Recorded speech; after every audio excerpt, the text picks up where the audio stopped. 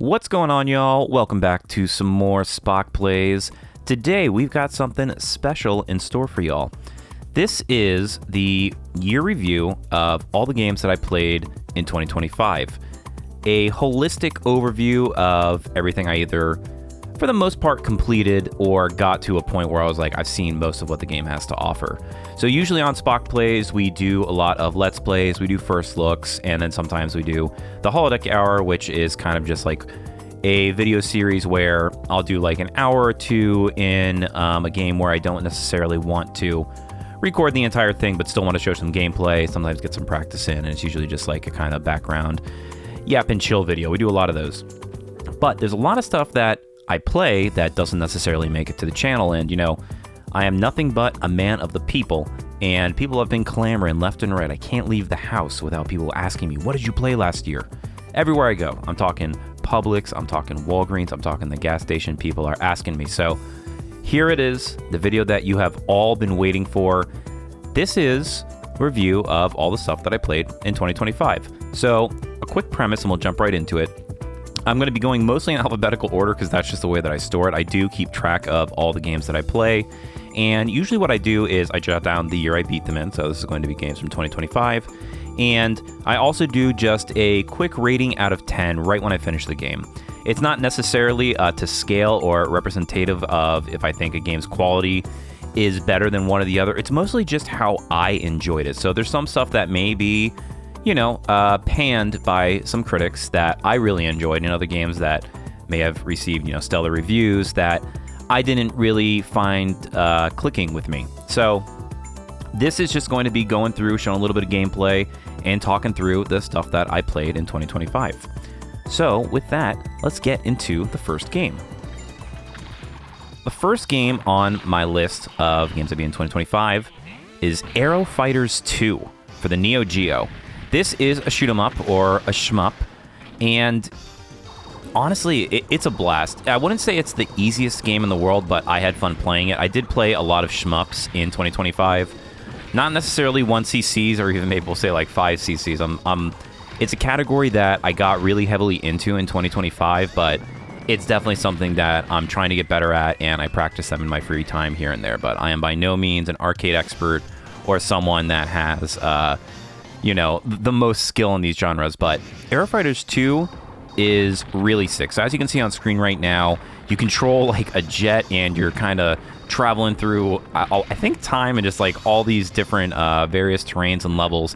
It's not terribly long unless you loop. So if you do beat the game, you can loop it and play through again. But it's just a really solid shoot 'em up. It's in 4x3s. I don't think they had a Tate mode, which is kind of like the 9x16 kind of vertical shootout, but I had a blast playing this game. On my scale, I gave it a 7.5 out of 10.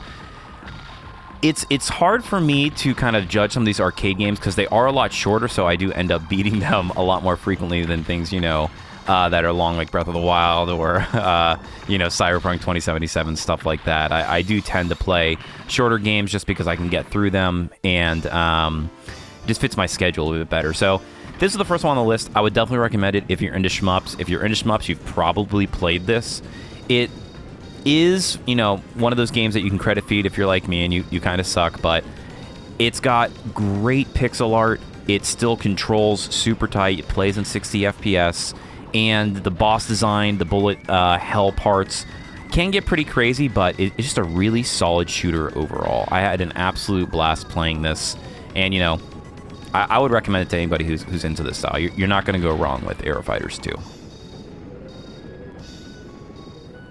All right, the second game on my list for 2025 was Arcana for the Super Nintendo, but not just the, we'll say, traditional Japanese release. This is actually a ROM hack that I played called The Seal of Rimsala, which is the name of one of the eponymous villains in the game.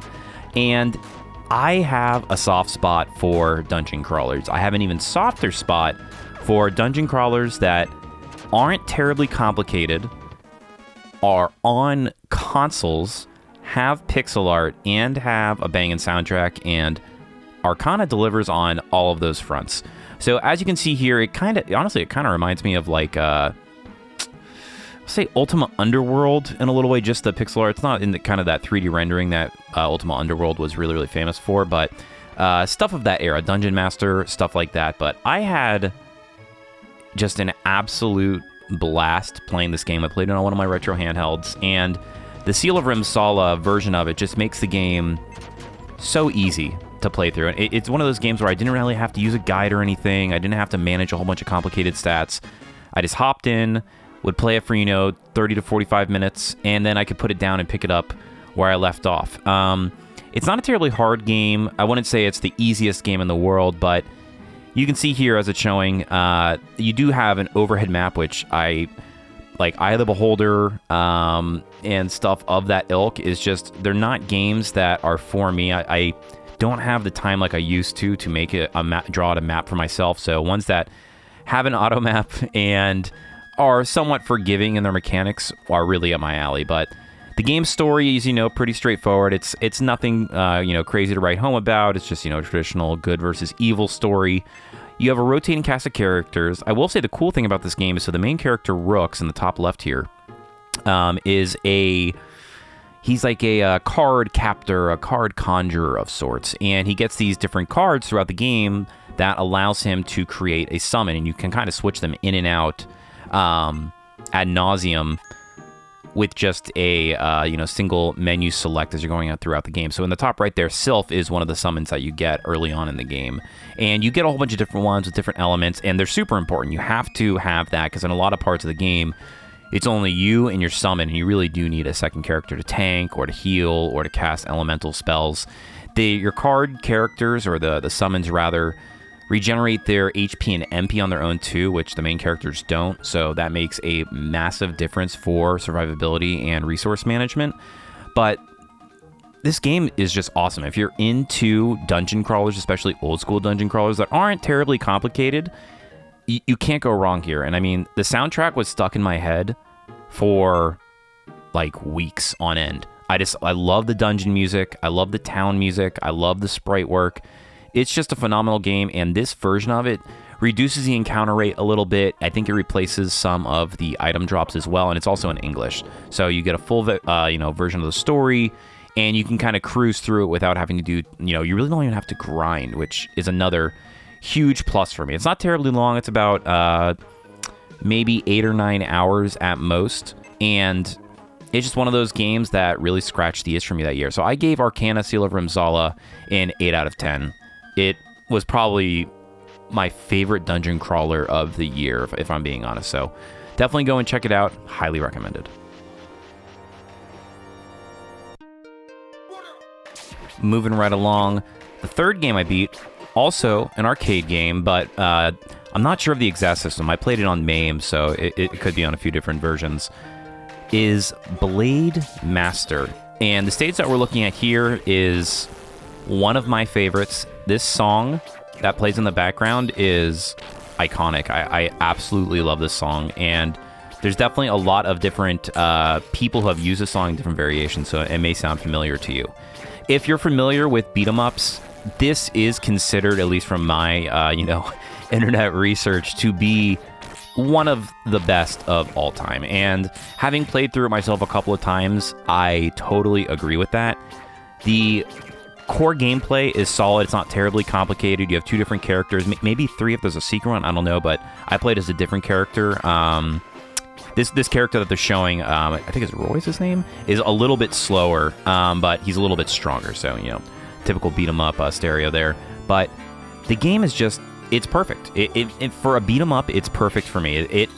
It's difficult, but it's not unfair. Every single boss and enemy has a pattern that you can learn, and you can play through the game, and it's like, if you were going for a 1cc, the first time I played it, I was like, dude, how would you 1cc this? This seems impossible. But after kind of watching gameplay videos, and the person watching now is actually doing pretty good here, you learn that there's a lot of patterns. And so here's actually the boss of the water stage, which I love. And this is a great example of it. Like, this boss, I was like, how do you beat this without dying? I just couldn't figure it out. But there's a pattern to it. You got to bounce back when he shoots out this little mini octopus here, mini kraken at the bottom will shoot water at you like you just did there if you stand too close. But as long as you keep going back and forth, there's a mechanic to it, and you just got to learn.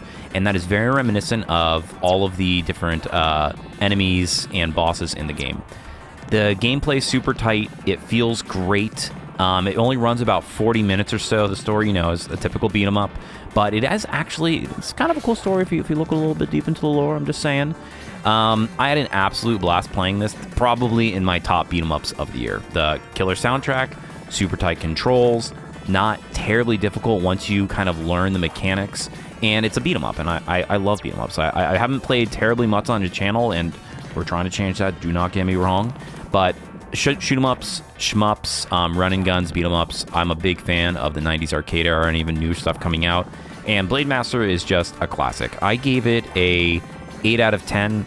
It's an absolute banger. Highly recommend if you haven't played it before. You will not be disappointed.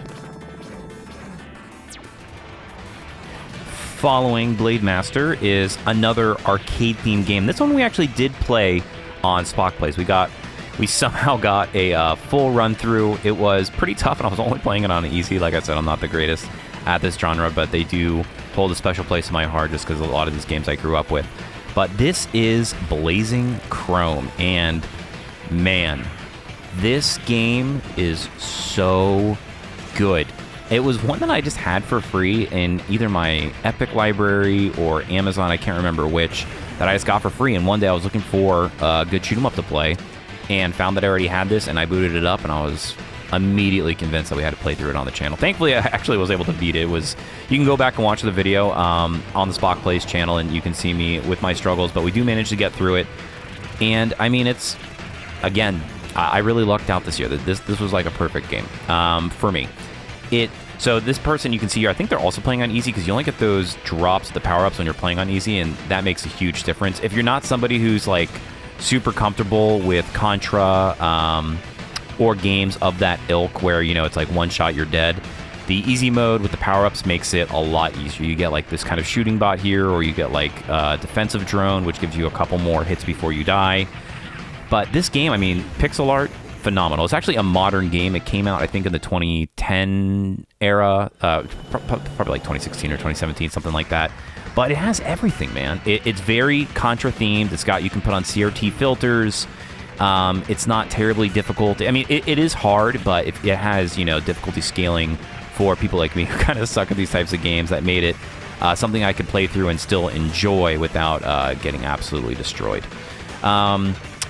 The story, it's typical, just running gun story, nothing crazy to it. Aliens taking over the world with robots, and you're the lone defender with a big old gun, and you run right, and sometimes left. And actually, one of the coolest things about this game is, even though it is a shoot 'em up, it has all of these really cool, like, different stage mechanics. So we're seeing here, right, you start the stage, and you're on, like, a speeder bike, and then you get on foot, and there's even stages later in the game where it's kind of like that pseudo 3D where it's you are in the center of the screen and you're able to kind of move around on like a 2D plane. You're always on a 2D plane, but it has like all of these different moments with like different control settings and just different ways to view the character. They really did a good job utilizing the Game Maker engine to its fullest, and it's just an absolute blast. Like, I even, hesitate to say it might be a masterpiece for me. These are all, very much my opinion. I had an absolute blast playing this game. Would recommend it to anybody of the genre. It can be found pretty cheap, too, but yeah, at the end of every stage, you kind of have a boss fight. Pretty typical. They all have their own mechanics. You just got to learn.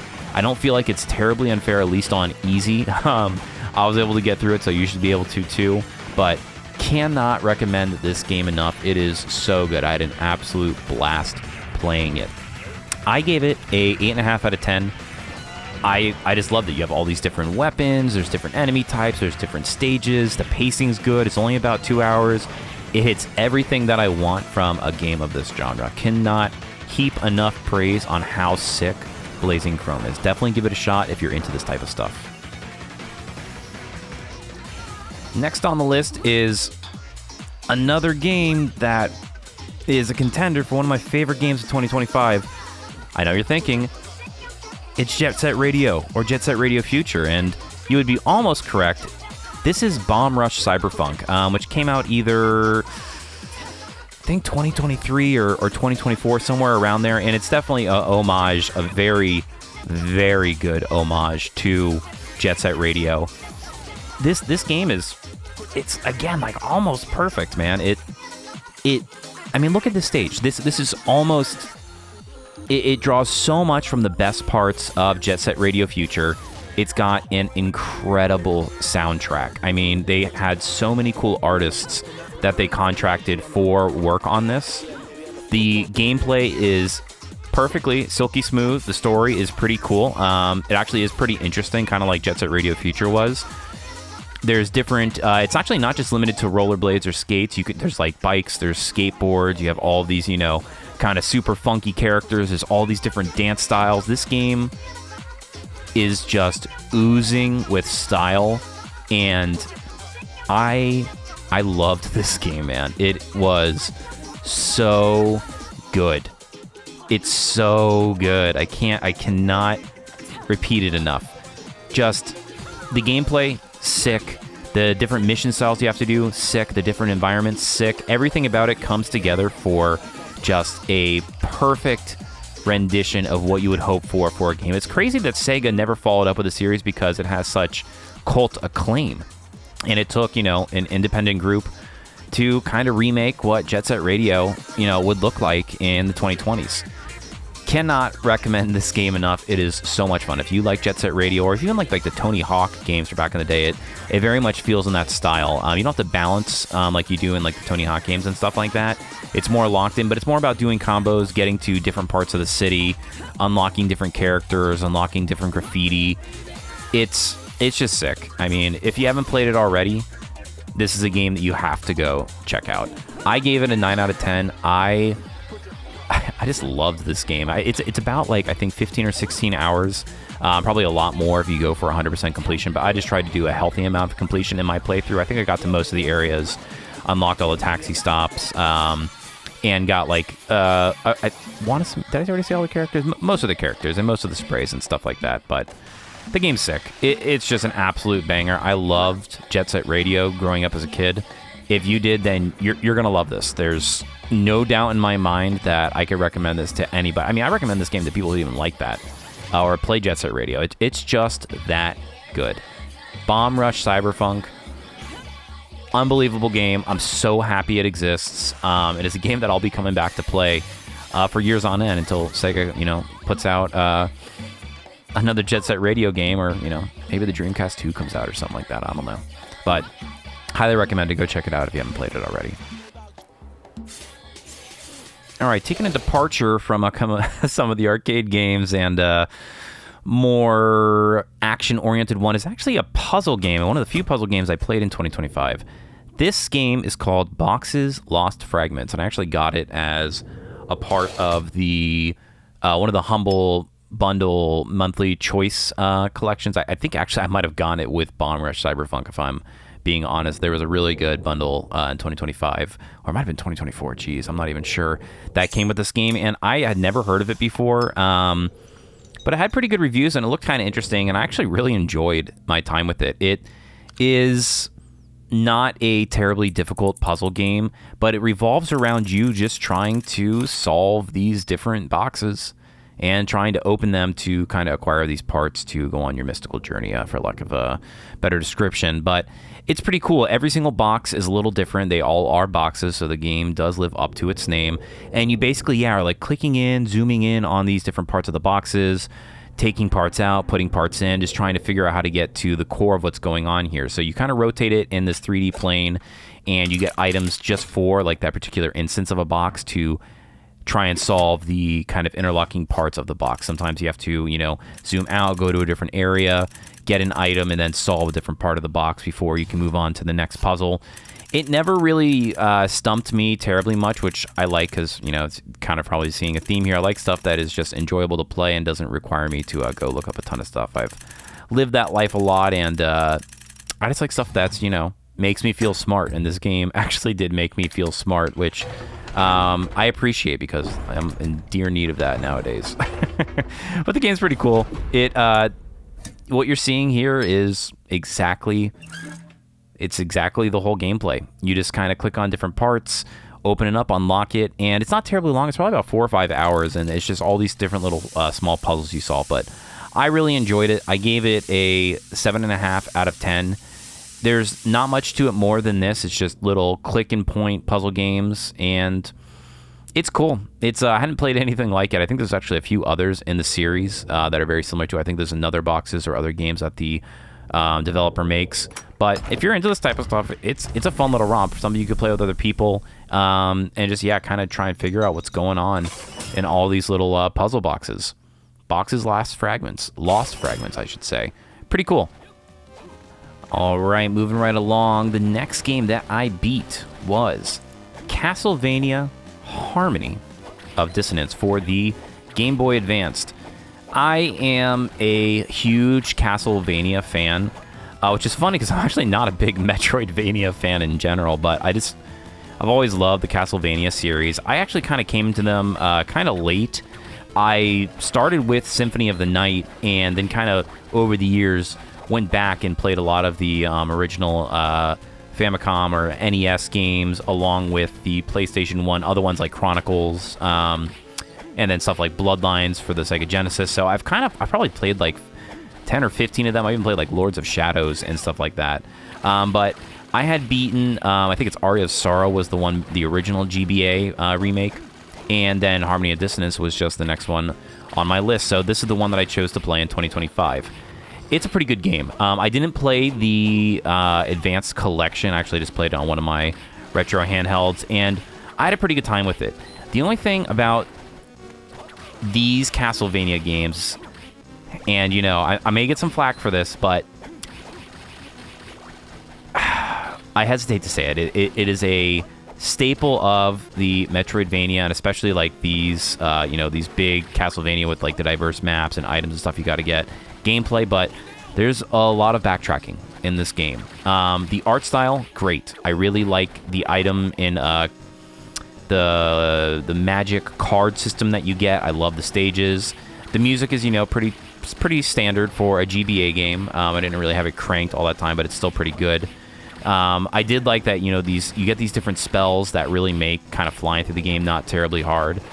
And it's a pretty good one. I liked it more than Aria of Sorrow. Aria of Sorrow, I know some people love it, some people hate it. I enjoyed it. I enjoyed all of the Castlevania games that I've played. But this one is definitely a step up in terms of direction and flow compared to that one for me. So I enjoyed it more than that, but the backtracking, and then there's just a lot of parts where I had to end up using a guide and having a huge map open and I did get all the items in the game and basically got a 100% playthrough of it. But especially like the endings are kind of weird, like knowing what you have to do in certain spots confused me at parts. But yeah, that I would say the only thing that was a negative for me was just having to, as somebody who hadn't played the game before or know the routing or stuff like that, was just like there's like 2 different versions of the castle and stuff like that. You have to need to know that you're in, and then just so much backtracking and so many little things that, there's a ton of wall chicken in the Castlevania games, and there's a lot of stuff like that, like hidden areas and things that you just would never think to, figure out or discover, at least for me, without using a guide or some sort of reference material. So I really enjoyed the game. I gave it a 7.5 out of 10. Really, it would have gotten a higher score if it just didn't have so much backtracking. It really led me towards like maybe the mid half of the game to be like, okay, I got to open up a guide and I got to have the map up in order to progress, for my given session. But still would recommend it. It's a great Castlevania game. I think it's one of the greats up there. And it plays absolutely fantastically. Would still recommend it. Just keep in mind when you're playing these types of games, there is a lot of backtracking, and you may need a guide if you aren't the greatest like me. All right, next on my list for 2025 games was Citizen Sleeper. If you're a fan of the channel, I did fully play through this game on SpockPlays. You can find the full Let's Play in the playlist section of my channel, and I had a really good time with this. Citizen Sleeper is an interesting game. It's very much inspired by tabletop RPGs. It almost feels like a solo RPG where you are you're a sleeper, and you can watch the Let's Play or play the game yourself to figure out what that means. On this space station, just trying. I mean, it says it right there. You're just trying to survive. You're trying to figure out how you make your way through this strange world. It's a really strong game that has a lot of really cool themes, and I'll say kind of like underlying commentary on the human condition, which I really liked. I'll say the only thing going into it, I thought it was going to be more like an RPG. I didn't realize that it is basically just a text RPG. It's a lot of dialogue, it's a lot of story, it's all phenomenal, but it's a lot of reading. And with that, you just have to take that in mind. It's a game where you sit down, you kind of chill, and you really get into the universe and the characters that you interact with. The soundtrack in this game is phenomenal. You can actually find it on Spotify or your favorite music aggregating service, but I mean, the soundtrack, it's perfect. It is so well done and captures the essence of what this game is about. I can't gush about it enough. The kind of like the core loop is you play day by day. You get these dice, which is kind of that yellow square you see at the top there. That person rolled a 5. They're yellow if it's like a 5 or a 6, and they're white if they're a 1 through 4. And you just have different actions that you can take, and depending on the dice roll that you apply to a given action, it increases your chance of either succeeding, getting a neutral result, or getting a negative result on a given action. So you progress throughout the game. You have different characters that you have to interact with. There's all these different intertangled stories that are going on the space station. And it's just this, it's like reading Choose Your Own Adventure book. It was really cool. I mean, just even listening to the music and watching this gameplay again, it brings back exactly how I felt and just like the emotions that this game invokes when you're playing it. It's a really cool game. There's a sequel out now. I haven't played it yet. That's also supposed to be very, very good. But this game has great reviews. You can find it pretty cheap nowadays. It's just more of it's a slower paced game where it's a lot of reading. It's a lot of kind of trying to weigh your different actions, and it's just trying to live through. It really, even though it isn't like a traditional action RPG or anything like that, it really does feel like a role playing game, in that you role play this character so heavily, and you just get so involved with all their actions and the stuff that's going on. I highly recommend it if that sounds interesting to you. If you're not a big, into games that are really, really text heavy, it may not hit the mark for you in particular. I enjoyed it. It was a little tough to do on the channel. That's the only thing I will say, because it was a lot of reading. So it doesn't really leave a lot of room for commentary, because all the commentary is there on screen. But the game's really sick. You kind of just going day by day. You have different, resources that you have to manage, and different stats that you try to apply. You can level up your character with that like improves your dice rolls and different aspects of the game of that nature. But it's a really cool game. It's really unique. I hadn't played anything like it, and I definitely would recommend it. I gave it a 7.5 out of 10, just because, 7.5, don't get me wrong. There's games, if it's a 7 or above, I enjoyed it and I would recommend it. It's just, it's a lot of reading. It's very, very cool, but if you're looking for something that's got like more guns and glitz and glamour and stuff like that, Citizen Sleeper is much more, like I said, human commentary, and it's a more traditional tabletop style with like dice rolling and just a lot of thoughtful narrative and stuff like that. But really, really sick game, really, really sick soundtrack, and I had a good time with it. All right, next up is Contra Hard Corps, or, depending on the version you played, how do you say this? Probotector. This is if you're familiar with Contra, this is considered like one of the best in the genre. I played the Mega Drive version. I think that's actually the Sega Genesis version. I think that's the only version that I say that, but it's a really good game. It's hard. It is a very, very hard game. The version I played was actually a ROM hack that gives you 3 lives per hit, which was actually The version that was released in Japan, for whatever reason, when it got localized to the American version, they took that out. So the Americans got a much, much harder version of the game. So the ROM hack I played mods in the kind of Japanese gameplay with the American text and all that stuff. So it makes it a bit more of a lenient playthrough. It's still extremely hard. It's just from that era of really, really hard running guns that, you know, you would have to play this game for like 10 to 15 hours to learn all the different patterns and to be able to clear a stage without dying, which I'm not great at. Kind of like Blazing Chrome is super similar to this. I feel like this Blazing Chrome borrowed heavily from this. But it's a really sick game. It's really, really good. It's got a ton of super cool stages. There's even this like hidden stuff like what you're seeing here. There's like, depending on, like in the ROM hack version, I think there was like 4 or 5 different characters you could play from. They all have their different strengths and weaknesses, I think. Maybe just like movement and stuff like that. Maybe not. But I played through as like one of the robots because the Probotector version is like gotten all these robot characters. You have different shots, so you can see they're at the top, A, B, C, and D, which are good for different scenarios. Honestly, I ended up using the main shot, upgraded the most, and then I would use the flamethrower for certain types of bosses. Like looking at this gameplay here, I never even did this. This kind of like little fight arena part of it. You have to really know when it comes to Contra the different stages. You kind of have to be familiar with the mechanics. So as you can see here, he's using like the flamethrower to fight these particular bosses. For like static bosses that you can like really just wail on, that the different weapons are good in those different scenarios. But the game is it's a classic for a reason. It's solid in every aspect.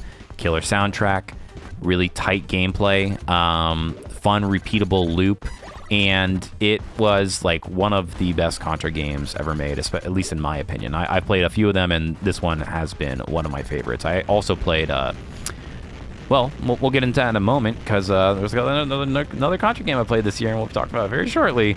But Hard Corps is super fun. If you're into running guns, you'll enjoy it.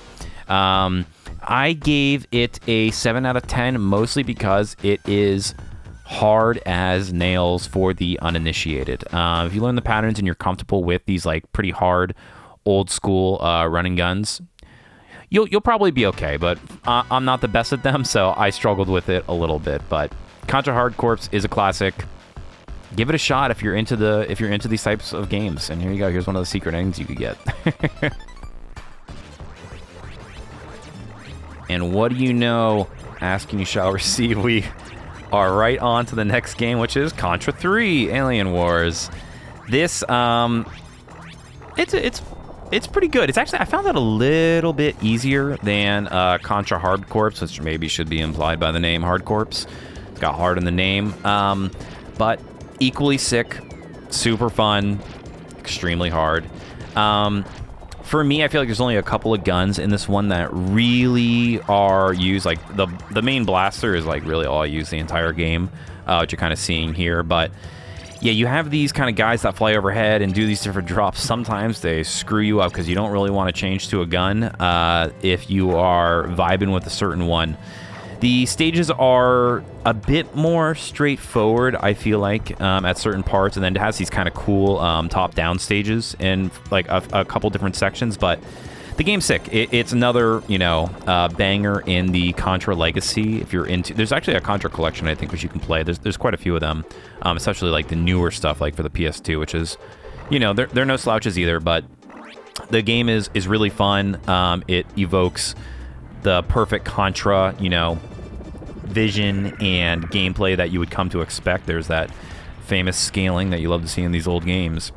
But it's a hard game. Contra isn't easy, but I had a blast with it. I found it just to be ever so slightly easier and a little bit shorter than Hard Corps. I think Hard Corps is a better game, but I just personally enjoyed this one a little bit more. So I gave it a 7.5 out of 10. Mostly just because I suck at these games and they are super tough. But a classic run and gun game, an absolute blast to play. Just get ready to die quite a lot in them. That is a given when you're playing Contra if you are uninitiated. And next on the list is a game that I had not heard of, and I would, Wouldn't be surprised if many people haven't heard of it either, but it is called Crisis City for the PlayStation 1. It is kind of just in that realm of, I don't know, to me it's like a classic PlayStation 1 game. There's really no saving. It's just kind of like an arcade shooter, but it's on a 3D plane. It's got these really cool stages. It's kind of cyberpunky and a little bit, it's very sci-fi themed, and it's actually, I really like it because, one, it's not terribly hard. It's got a great soundtrack. It's got a cool cast of characters you can play from. And after playing through it once, I got a much better understanding of just kind of like how you're supposed to play this game. You really can just like rush through these stages if you know who and what to shoot to get to the different areas. The controls are a little bit clunky, as a lot of the PlayStation 1 catalog is, but for me, you know, it's endearing. It is Japanese only, but as you can see, it is kind of localized for like the menu and for different stuff like this. But when you come to these different sections here, right, where you have like these cutscenes, it still is in Japanese. So you will find success using Google Translate if you care about what they're saying. For the most part, it's just kind of like this interesting story of the different characters. Depending on what character you play, you get different interactions with the characters you meet throughout the different stages. But the game itself isn't really hard. The boss fights, as you'll see here in a moment, if you just unload on them, you can finish them pretty quickly. I think there's like 7 or 8 stages. It's probably like a 30 or 40-minute playthrough. But it's really cool. It was a really cool game, and the action sequences are pretty sick. I had a really good time playing this. I just kind of booted it up one night and was just kind of taken with it. You has like this interesting lock-on system, and all the stages are kind of like fully destructible. It was really cool, especially like PS1 game for the time. But yeah, Crisis City wasn't one that was on my list, but I beat it in one sitting. Absolutely love the styling of it. Would recommend it. I gave it a 7.5 out of 10 just because it's a little clunky. It's not the most polished game in the world, and there's really not much to it once you beat it. It's really just an arcade game. You can play for score and stuff like that, but after playing through it once, you can play through with other characters. There's not a terrible amount of variation. You've seen most of what there is to see. But fun game. Just if you like arcade shooters and stuff like that, you won't be disappointed. All right, we are back in shmup territory with Dima Who, which is one of the harder shmups I played last year. Definitely dumped a million quarters into my virtual machine playing this one. But it's a pretty cool shmup. It has these pretty interesting mechanics with the different characters and different ship types, and you have like these different like special abilities that each one of the ships has, and like different modes you can select. It's a pretty tough game, if I'm being honest. But I really was just into, like, for a period of time, I was really into shmups. As we talked about on the channel, I played through Steel Empire and I think maybe one other on SpockPlays so far, but there's definitely more on the agenda for the future once I get a little bit better. I don't know if people are crazy about me just dying over and over and showing you not how to play the game. This one is meant to be played in Tate mode, so it's the 9x16 format. And it's not a terribly long playthrough. I think it's about 20, 25 minutes, something like that. It definitely gets bullet helly at parts, and there is a lot of things on the screen at one time. So just expect that when you're getting into it. But it's a pretty unique shmup in that regard. There's a lot of cool options and different power-ups throughout the games. The stages are pretty varied. It's just tough. It's a tough game, but I enjoyed it. I had a pretty fun time getting through it. It's just extremely hard. It was probably one of the hardest shmups I played in 2025, to say the least. So if you're into shmups, you may have already heard of Dima Who, or maybe you're an expert and you can give me some tips. Feel free to leave comments below if you know the secret sauce to this game. But yeah, it's just, I played a lot of arcade games in 2025. The bosses are, yes, it's like all these are like dragon and like fantasy themed. It's got a whole bunch of cool like sci-fi, kind of like, not really steampunk, but like, that futuristic fantasy setting. And there's definitely a lot of mechanics that you can learn. Like there, you just like one-shot the boss if you know how to do it. But it's a pretty cool game, and it's definitely one that has a lot of replayability. you just got to get good, and I did not get good. I'll tell you that. It's one of those that I have played a few times, but every time I do, I need to play it like really seriously to learn all the mechanics. But yeah, Theme of Who, really fun game. I gave it a 7 out of 10, mostly just because it is extremely hard. It is definitely not a, at least for me, maybe I just suck, but it felt like a shmup for the initiated, to say the least. But yeah, if you're into shmups, you can still, just credit feed and get right on through it and have a good time. Continuing on with those retro themes is none other than Doom. And this particular level pack expansion, whatever you want to call it, of Doom 2 is TNT Evolution, which is one that I actually hadn't played. I've played a lot of Doom mods. I've played a lot of just Doom games. I've played 1, 2, 3, BFG, Doom Eternal, Doom the Dark Ages, Doom 2016. So I'm a really big fan of the genre. This level, I remember, is an absolute pain in the butt to get through.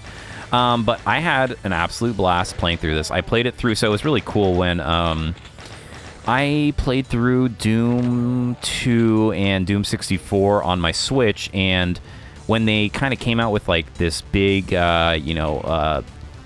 feature update for the Doom games, they gave like all the expansions, like the full collection of like the master levels and Doom 1 and Doom 2 and Evolution, and even the like new John Romero like level pack that came out in 2016 are all now available on the Switch, or if you have the GOG version or any other version, they just gave it away for free. So if you have a version of Doom and you want to go through and play like 200 of some of the best Doom levels, it should be available on whatever platform of choice you already own it on, and usually you can get it for like a couple of bucks if you don't. This was sick. What is there to say about Doom that hasn't been said already? I think this is one of the best shooters ever made. The original is just timeless to me. It's perfect for just sitting down and playing without having to think too much. It does have some pretty annoying parts where it's Doom. It's the old Dooms have a lot of spots where it's like, hey, you gotta press E on every part of the wall, or you have to shoot this one particular switch, and then you gotta run across the stage, and that's just part of like kind of the the puzzle parts of Doom. But I love this. It was so much fun just to like sit on my Switch and just crank through some classic Doom levels. It was the only like Doom specifically that I played that wasn't a mod or something like that, but that I fully beat in 2025. I plan to play the sequel to this, which its name is escaping me right now. But this is like the first part of like a 2-part kind of level pack that came out in 2020, or not 2025, but that is associated with this like kind of era of Doom level packs, Doom expansions, and stuff like that. If you haven't played TNT Evolution, it's a banger. There's no doubt about it. If you like Doom, you're going to love this. I absolutely loved it. I gave it an 8 out of 10 just because it wasn't terribly hard, and I love Doom, so it was just an easy playthrough for me. Would highly recommend if you're into Doom. Are you starting to see a pattern of games that I played in 2025? It's a lot of old school stuff. Nostalgia hits hard, especially for me, in the crazy world that we live nowadays, and just being able to go back and play stuff from a simpler time brings me infinite joy. And this is Double Dragon Advanced, which some people say it is the best version of Double Dragon, even considering like the ones that came out in late 2025. I am kind of in that camp too. I think this is the best Double Dragon out there personally. I enjoy the originals, but this one is like super solid. It's about 10 stages, maybe like an hour or 2 to play through. Score gets you more lives if you need it. There's lots of weapons that make different parts pretty easy. Really, the only annoying thing about this game is, boy, is it easy to fall off the edge and you will see your lives disappear. But this game has like a really cool combo system. It's one that you can definitely get through without like too much consternation, but it's still like an old school beat 'em up. But it was for the Game Boy Advanced. It just plays really, really good. It was made by a team that really cared about like what made beat 'em ups good, and it has some like cool creature features that I think make it like one of the best beat 'em ups on the Game Boy Advance. I had an absolute blast playing this. Was would definitely play through it again. It just has a lot of, like, for me, even though the stages are, you know, it's not like you're going to get a different path, or at least I don't think there were different paths. It's just a really, really tight beat 'em up that gives you everything you want. There's like areas, you know, there's just like a little strategy to each area. You just really gotta avoid the edges, man, because that is the quickest way to lose all your credits and lose all your lives in this game. It's just falling off the edge. But yeah, Double Dragon Advanced is extremely sick. It's everything you'd want in a beat 'em up. Cool soundtrack, cool moves, cool enemies. Just a really sick game that I hadn't played until last year. After I did, I was like, dude, I should have played this way earlier. So yeah, if you're into beat 'em ups, check it out. You'll definitely enjoy it. And I guess I should also say, I gave it an 8 out of 10. I forgot to say that, but yeah. 8 out of 10 for me. It hits all the notes that I would want it to. So, what else is there to say? And more beat 'em ups. This is Dungeons & Dragons Temple of Doom, which, in the grand scheme of things, it's gotten pretty good critical acclaim. I think a lot of people really like this, and Shadows over Mysteria, I believe, is the other one. Forgive me if I'm getting that name wrong, but it's a pretty cool beat 'em up. It has some cool RPG elements. It's an arcade game, so I want to say I played it on MAME, but yeah, it's a cool game. You can pick from, you know, 3 or 4 different kind of like traditional Dungeons & Dragons races and classes. There's like, this is the elf, there's a wizard, there's a warrior / barbarian. And yeah, you like level up your character slowly, you collect gold. There's different items you can see there, like this character has like oil selected, so there's different items you can use to kind of, you know, make different fights easier. It shows the health at the top, and it's up to 4 players, which is, you know, pretty cool. I played it through solo, which is pretty tough. This person definitely has a better grasp of the mechanics than I did. I did enjoy it. It's a little, I think it's I guess depending on the path you take, it's not terribly long. It's about 20 or 30 minutes, but man, did I have to save state this to beat it, because I did not. It didn't really click with me. I did enjoy it. I did give it a 6.5 out of 10, which feels a little rough, but again, it's a really good game. It's really fun. I just was getting absolutely bodied by it when I was playing it. I just remember really struggling with certain parts. This person's making it look much easier than it was. I don't know if I played it on a hard setting or something like that. But I struggled with it just as single player. I didn't really know like the moves for my character, which probably would have made it a bit easier. That might have been why I struggled with it. But it's a really good beat 'em up. Even though I gave it a 6.5 out of 10, I would still recommend it. It's just tough, and maybe do a little bit of research ahead of time to figure out if there are ways to improve upon, you know, your gameplay experience, because there's a lot of things like you can hop over their heads, and you can, I think there's like a blocking mechanic and stuff like that. It's just tough. It's a tough beat 'em up, or at least it was for me. Maybe if you're a bit better, you know how to do it. There's bosses at the end of every stage, like you'd expect. There's quite a few stages. And here's a person using like a magic ring, which they picked up, which, you know, definitely makes like certain parts of the fights pretty easy.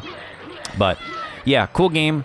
Again, I played a lot of stuff that was really, really tough, and just had to kind of, you know, save scum through it. But I just like seeing games, you know what I mean? I don't necessarily care, you know, nobody's watching how good or how bad I am. It's not great gameplay for the internet, that's for sure.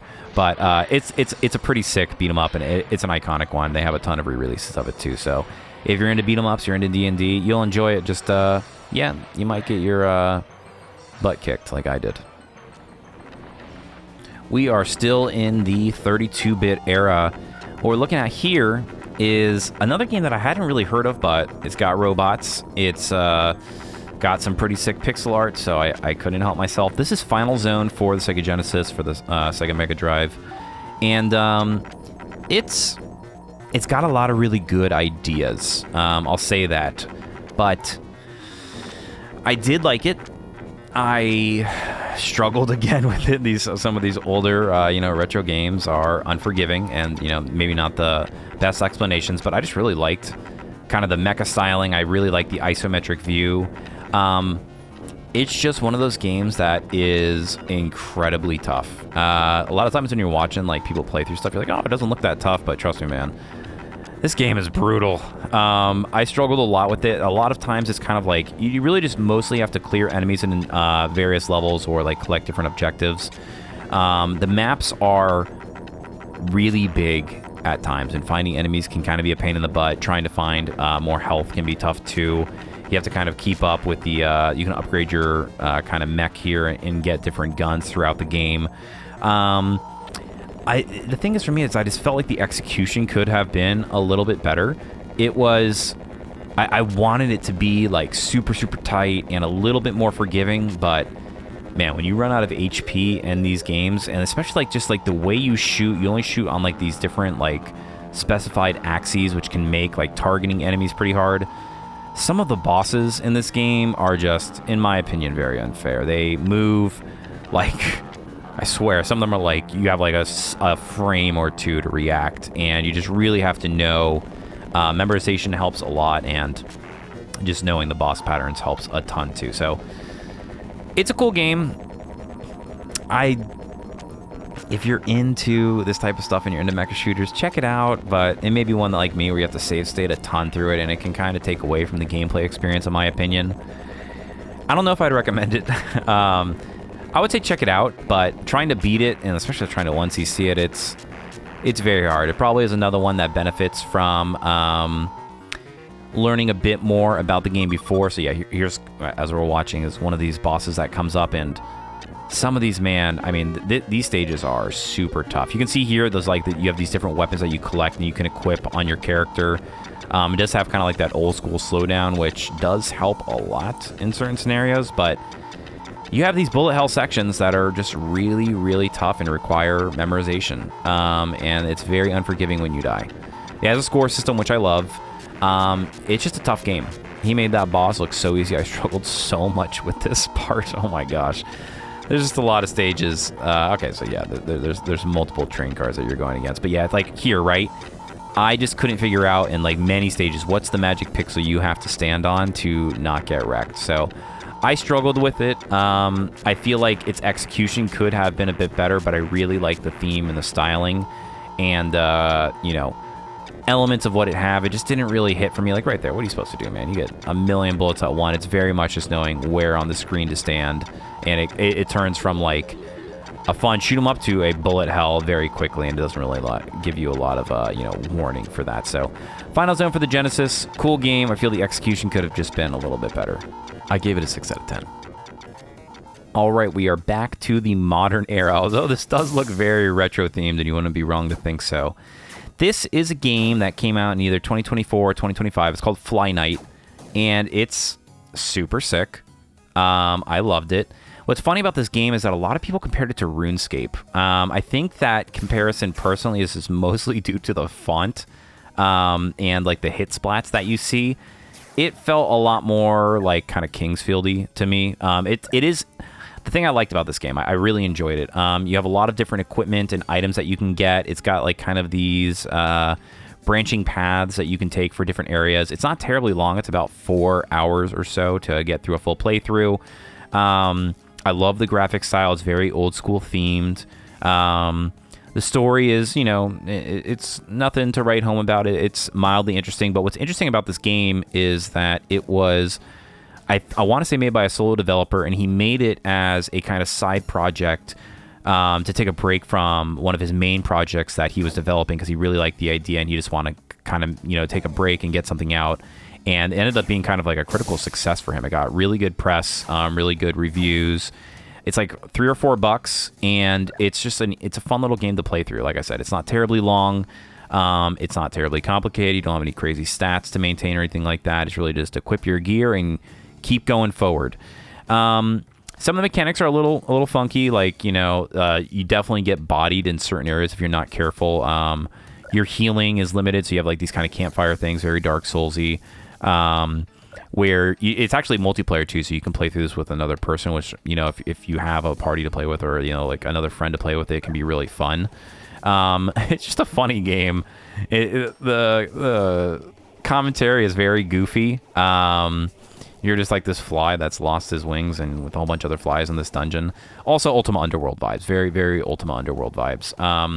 But it's fun. It's kind of got this like slower paced, like, you know, blocking and you know, counterattacking mechanic to it. There are some spots that got me a little bit confused, but for the most part, it's fairly linear and straightforward.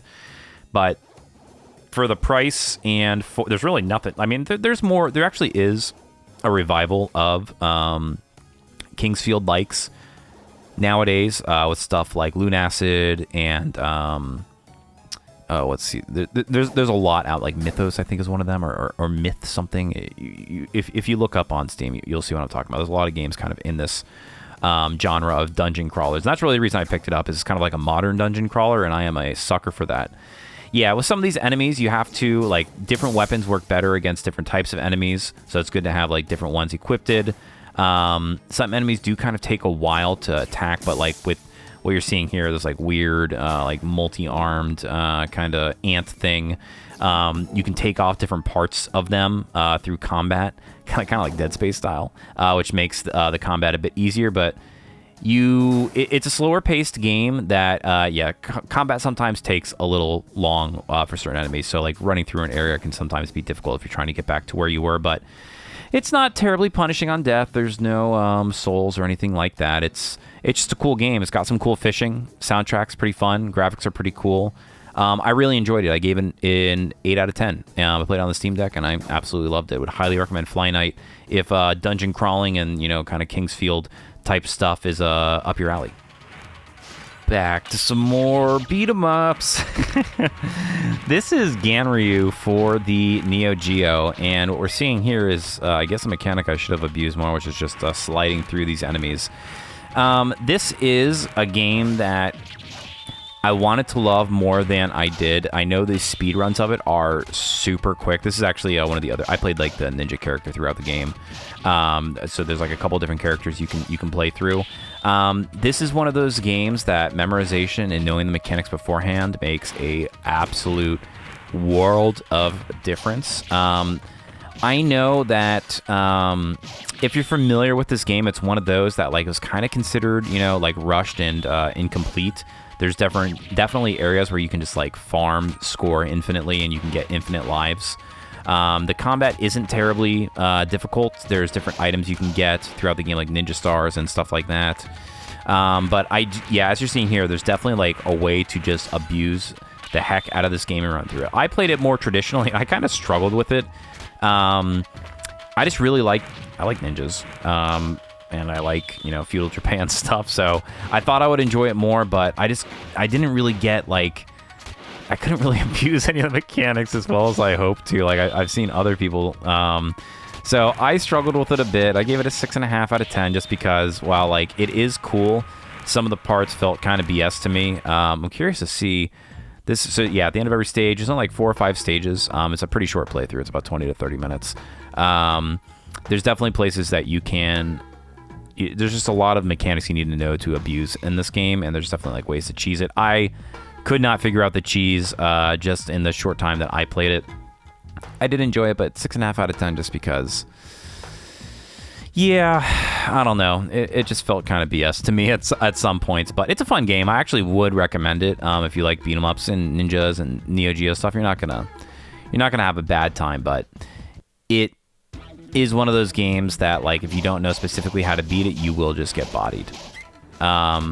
Little bit of memorization required for some of these things, and for the most part, I know you can just, like, kind of, like, easily 1cc this game, and I've heard it's an easier one to do, but yeah, for me, I was hoping it would be a little bit easier, and, I'm still getting my retro beat-em-up chops back in order. Definitely a little bit of memorization in certain parts and just knowing like where you can go to get infinite lives and stuff like that. But it's a cool game. I love the art style. I like the theme. I just wish for a casual person like me it was a little bit easier. But I do know this is like one of the easier ones out there, and there's like a ton of things that make it super simple to play through. But yeah, Ganryu, pretty cool ninja game. It's kind of hard if you don't know what you're doing. Back to the modern era, the next game that I played through, and this is actually one that the full playthrough is on the SpockPlays channel if you're interested in watching it, is Ghostwire Tokyo, which is a really interesting game. It reminds me a lot of Yu Yu Hakusho, and in some of the ways good, in some of the ways bad. It's an interesting game. My biggest complaint is you don't have a sword, which I feel like you're in Tokyo and you're running around, just shooting. I don't know. I just really wanted like a melee weapon in this game. It's pretty cool. I wanted it to be a bit more than it was. I had some complaints, and I talked about it a little bit kind of on the final episode of our Let's Play through the game. I'm not crazy about collectathons. There is a ton of things to collect in this game. There's a lot of side quests that don't really give you much or offer much to the story.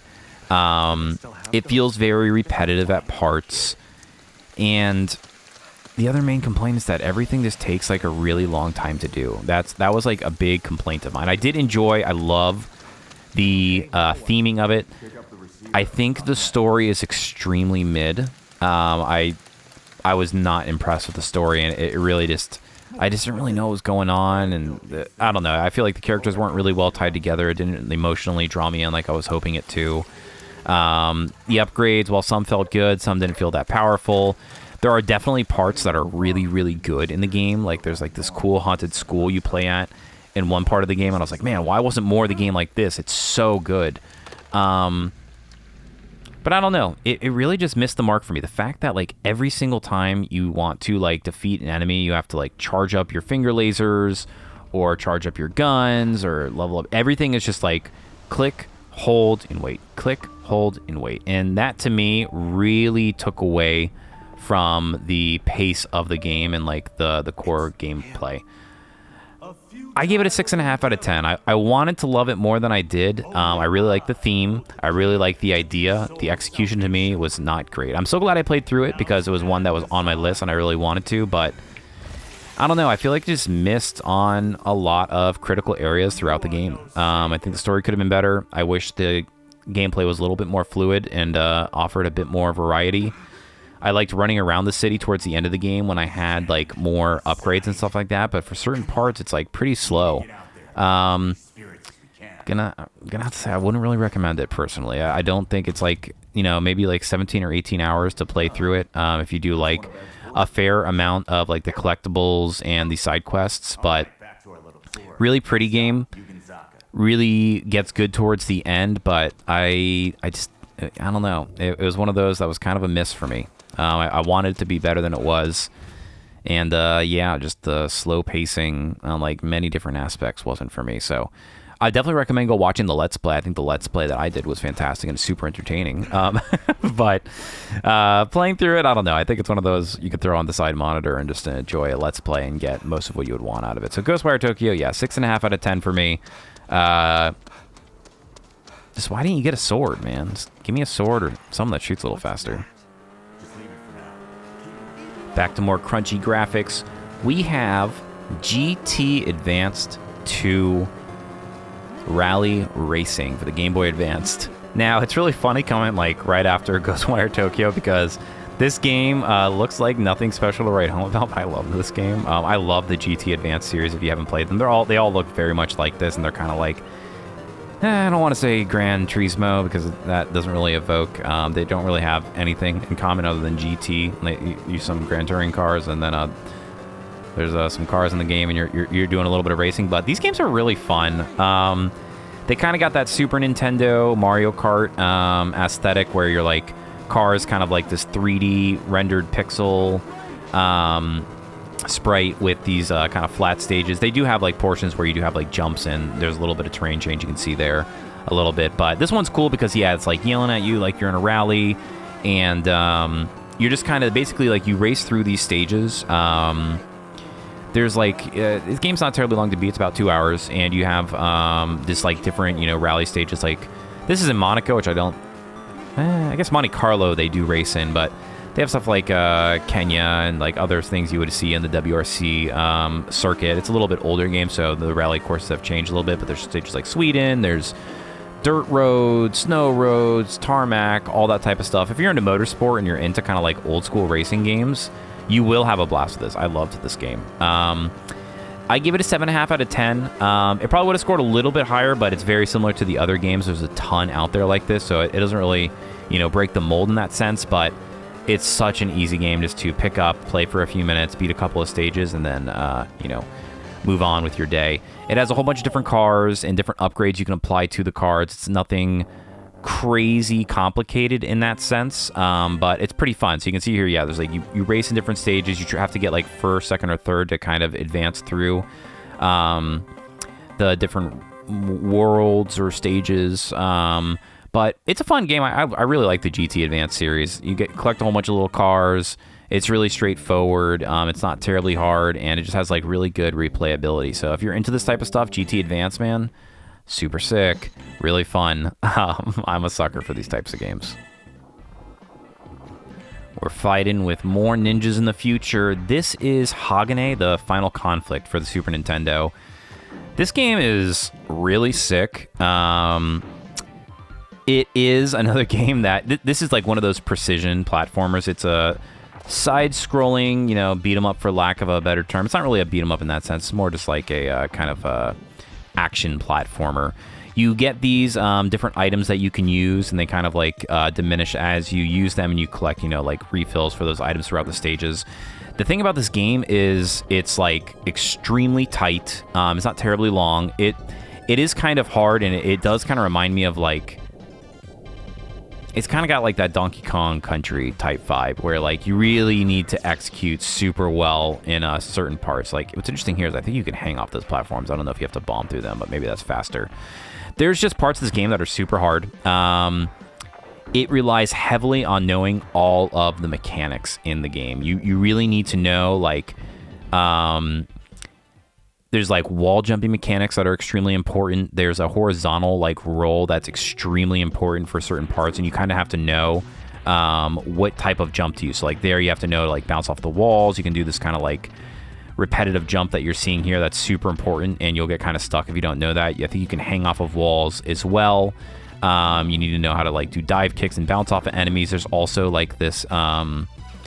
one of the buttons allows you to do this like kind of like combo moveset where you'll see the character like blink into like 2 or 3 different colors, and when you end that combo, they'll perform like a certain moveset, which is really cool. So yeah, it's got like a ton of controls that really make the game super fun. The pixel art, incredible. Really good music, really good enemies. The stages aren't terribly long. Some of them are just very, very tough. My main criticism is just like, yeah, it's a precision platformer, and you really need to, you really don't have a lot of room to mess up. When you die, you know, you need to restart the stage, which can be kind of frustrating. I've definitely seen a lot of people, once you see it, once you get the hang of it, I think it's one of those that you could probably pick up. It doesn't feel terribly unfair at parts. You have 5 life, and it does actually give you a lot of health refills, which is nice. It's just another one of those games from this era that's pretty hard, but I love like you being this futuristic ninja assassin guy and just running around and all the cool bosses, and it just oozes with style. It's like just, you know, a super powered game. Let me just say it there. It's extremely high powered, very cool. Every single stage feels unique and fun. It's just a really good game. There you can see him kind of doing the special attack, like where you blink and stuff. A lot of different items, a lot of different stuff. Yeah, that's really all there is to say about Hagane. I would highly recommend it if you haven't played it and you're into either ninjas or Super Nintendo kind of, you know, action platformer type games. You kind of have to just be learning the mechanics, learning the wall bounces and stuff like that is super important to really take full advantage of this game. And yeah, just be ready to die. But super sick. I gave it a 7 out of 10, mostly just because difficulty. Difficulty makes a huge impact on my rating system. Probably not for other people as much as me, but that's just how I feel. Even though it's a 7 out of 10, it's like a 10 out of 10 in styling and sickness. It's just like super hard with the, you know, how unforgiving it is on certain parts with death.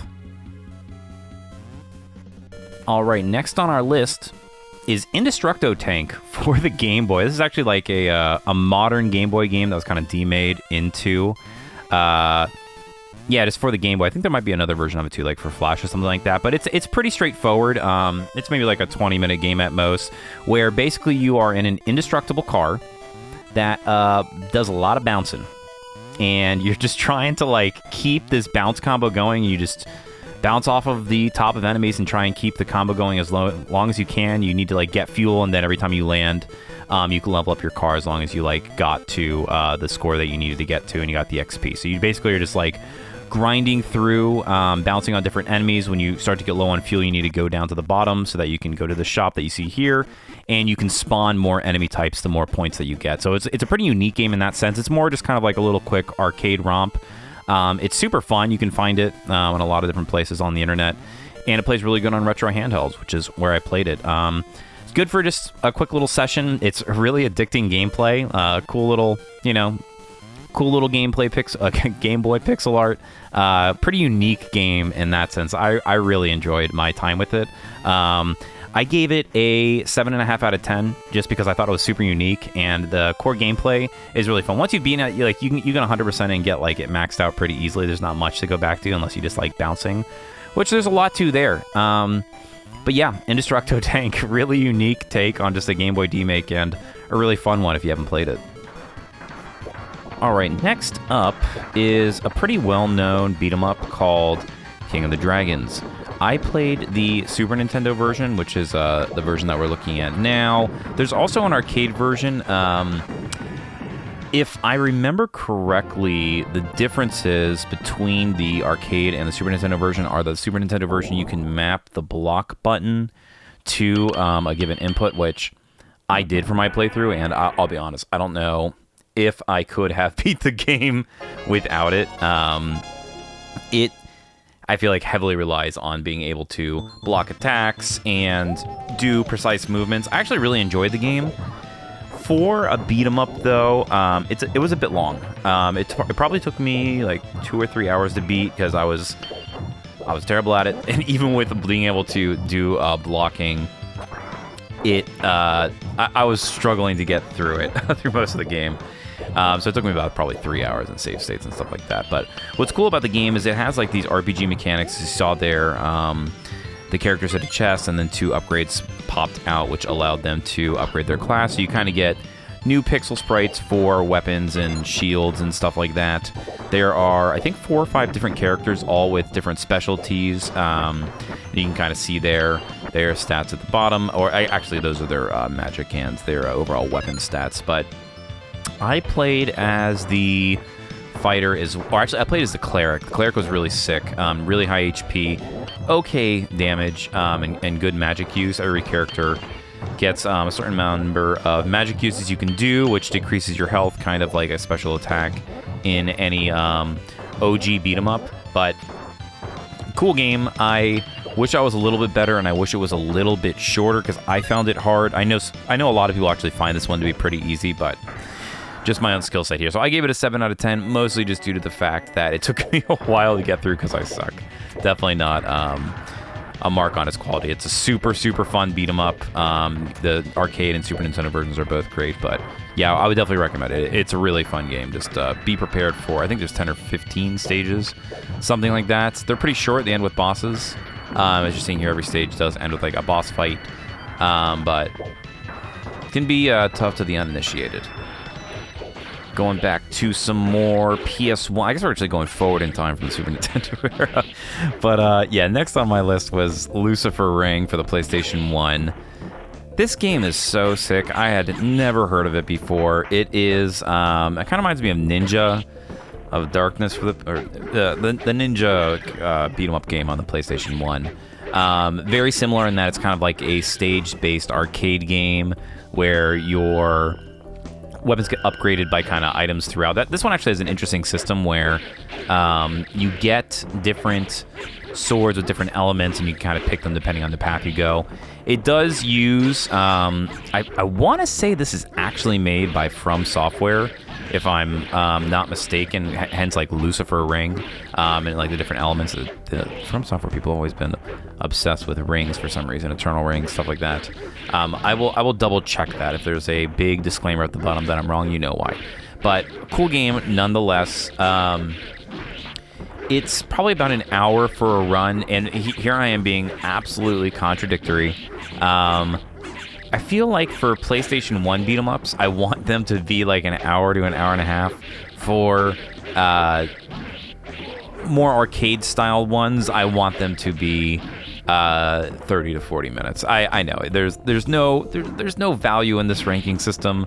These are all just very nuanced opinions that primarily have to do with how much nostalgia I have and my relevant skill levels. But that being aside, I have no nostalgia for this game other than the fact that the art style's sick. It actually controls super well. It's not terribly hard. I like the environments, and you know, it's a PlayStation 1 game, which I'm just a massive stan for. So yeah, Lucifer Ring, you have just some various enemies that come around. I think it's only 5 or 6 stages, a couple of bosses, some branching paths. It's really nothing special, but I just really liked it. I actually thought it was really fun. The special moves are cool. The different swords are cool. I don't know. It tickled my fancy, for lack of a better term. So I actually gave it an 8 out of 10. Mostly just because it was an 8 out of 10 enjoyments for me. I just really enjoyed that. The default tuning was pretty good, but highly recommend it if you haven't played it. Super cool. Just kind of like lesser known, you know, PlayStation 1 beat 'em up. I will say this version, it is in Japanese. It's somewhat I should say has a bit of like an international version, so like Goblin and some of the stuff is in English, but the cutscenes and the dialogue will be in Japanese, so just be aware if you do decide to play it. And we're going back in time to a system that I've been more interested in lately, just because I never saw one as a kid, never played one as a kid. They actually do have a couple of these out at my local arcade. But of course, talking about the Sega Master System, which was the precursor to the Genesis. And this game is called Master of Darkness. This is one that, yeah, totally under the radar for me. It is, you know, if you can't tell, it's trying to be Castlevania, especially like the NES Castlevanias. But you're a Master of Darkness. No, you're like a what do you want to call it? Sherlock Holmes on a mysterious, zombie adventure type vibes, where you're just kind of progressing through these stages. They are a bit tight. You have different upgrades and different weapons, so you do often use like either a gun or bombs or various other upgrades you get throughout the process. I really liked this game. I heard good things about it, and it was, I should say, it also was when this year I picked up a Miu Mini Plus. Not that I don't already have a ton of retro handhelds, but I got that particular handheld because it is fairly quiet when pressing buttons, and I wanted one for kind of just enjoying a bed late at night. This was just, it seemed like the perfect thing for it. Games that are for the PlayStation 1 sometimes use the triggers, and the stack triggers on the Mii are kind of a pain, but anything of that 16 or 32-bit era, or even 8-bit if you're crazy, play really well. And this game's pretty cool. It's fairly linear. My only gripe with it, because it has all of the, I love the original Castlevanias. 2, Simon's Quest, not my favorite, but I really like 1, 3, and of course 4. 2's not that bad. People talk too much stuff about it, but this is very much of that era. Straightforward level design, except for the second to last stage. I believe that it is where you're stuck in a jail cell, and it is unbelievably confusing trying to navigate through that area. It's like you go through, it's kind of like the forest in Majora's Mask, where you have to, or it might be of an Ocarina of Time, but basically you walk into one room, and then depending on which exit you go through, the room will loop. So you can get very easily stuck, and I spent over an hour on this and had to watch a video on how to do it. Extremely confusing, extremely unintuitive. The only part of the game that's like it, and that really killed the vibe for me, because it's not a terribly long game. It's maybe about an hour and a half if you're playing with normal lives and stuff like that. So really cool game, really fun. When you get to the 4th or 5th stage where you're stuck and you start in a jail cell, you know what you mean. And yeah, just go look up how to do it, unless you're an absolute genius like I am not. But I gave it a 7 out of 10. It's good. It is a bit derivative, but it's really good for the Sega Master System. If you're considering other Sega Master System games, through the ones I played, this is probably one of my favorites. Very much holds up. But yeah, it doesn't do anything crazy, doesn't break the mold, but it is a fun if you're into Castlevania type stuff. Just get ready for a very annoying particular stage towards the end. Moving back to some more of the run and gun romps. This is Metal Slug 2, which for fans of the channel, I did do a very messy, I called it somewhat jokingly a 30cc run, which nobody would in their right mind ever post, but you know, we're all a bit deranged out here. Most people do 1cc runs where can you beat the game in 1 credit. You know, I just got absolutely bodied, but I love these games. I talked about it during my playthrough as well. I have just a very early memory of going to a pizza parlor near my house that had a Neo Geo that had this game and playing the living crap out of it. Spent way more money than I should have and never came close to beating it. Thanks to just, you know, the numerous re-releases. I mean, they were re-releasing this as early as like the original Xbox. At least for Metal Slug 3, if I remember correctly. Maybe not Metal Slug 2, but definitely played it on... I think they had on PS2 as well. Anyways, there's a million ways to play this game. What's interesting about Metal Slug 2 is... I don't know about it for the ports, but for the original Neo Geo version, it has a absolutely insane slowdown issue. So... this version looks to be playing the patched version. It's actually just due to, I think, if you go into like the assembly and it's been, you know, disassembled rather, it's just that it like prints to the screen twice per frame or something like that, and just commenting out that single print or render statement. I'm definitely not giving it the best representation of how it is done technically, but it's apparently a very simple fix. So you can run that version and play it in MAME or, you know, however you like, and get, if you're using the original ROM set, a quicker version. So that's what I did, which helps with some, like, this section is absolutely unplayable without that. It's very, very slow to run even on the best emulation system, just due to the original way the game plays. So if you played that version, it's nowhere near as bad. But it's just a blast. All the Metal Slug games I really like. Some people don't. I'll say I've always been a fan of them just because they're some of my earliest memories of run and guns. But this one in particular just is near and dear to my heart, having played it originally growing up. And yeah, you know, just what is there to say about Metal Slug that hasn't already been said? It's a great run and gun. They run that perfect length of like 40-ish minutes. They take a ton of skill.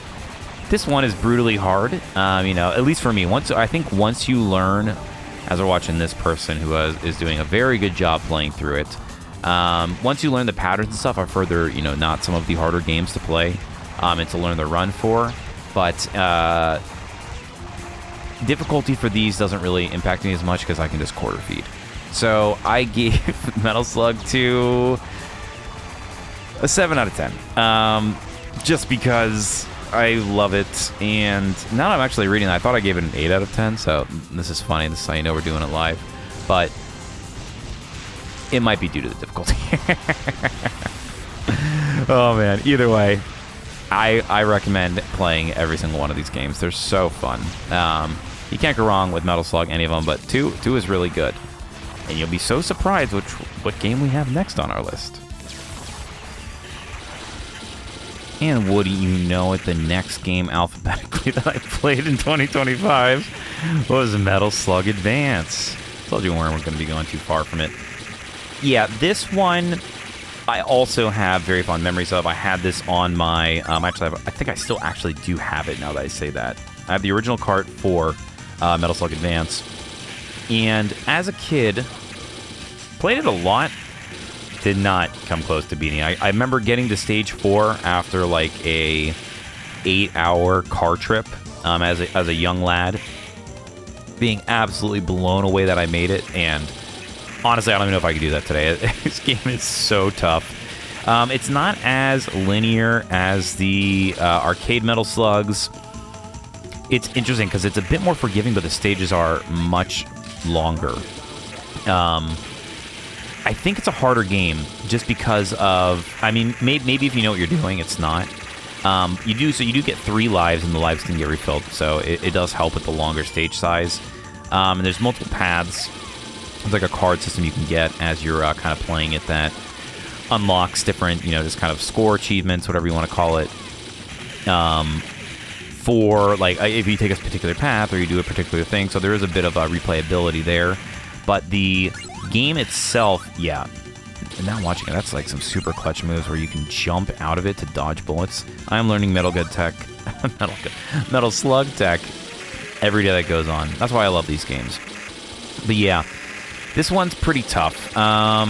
It took me a while to beat too, just because I got a bit confused, especially I think on the 4th or the 5th stage, the tank section, where you have to kind of check a few different paths to find the right one that works. And yeah, just trying to make it through a level without keeping your life up is tough. I mean, the thing is, right, it's a similar difficulty to the original ones, because you get 1 life, but that life is 3 hits, right? So it's kind of like 3 lives in 1 hit. You get 1 life for 3 hits, except that, you get the picture. But yeah, it plays really good on the Game Boy Advance. It, honestly, having it as a kid, it felt exactly like Metal Slug. I just remember it being pretty tough.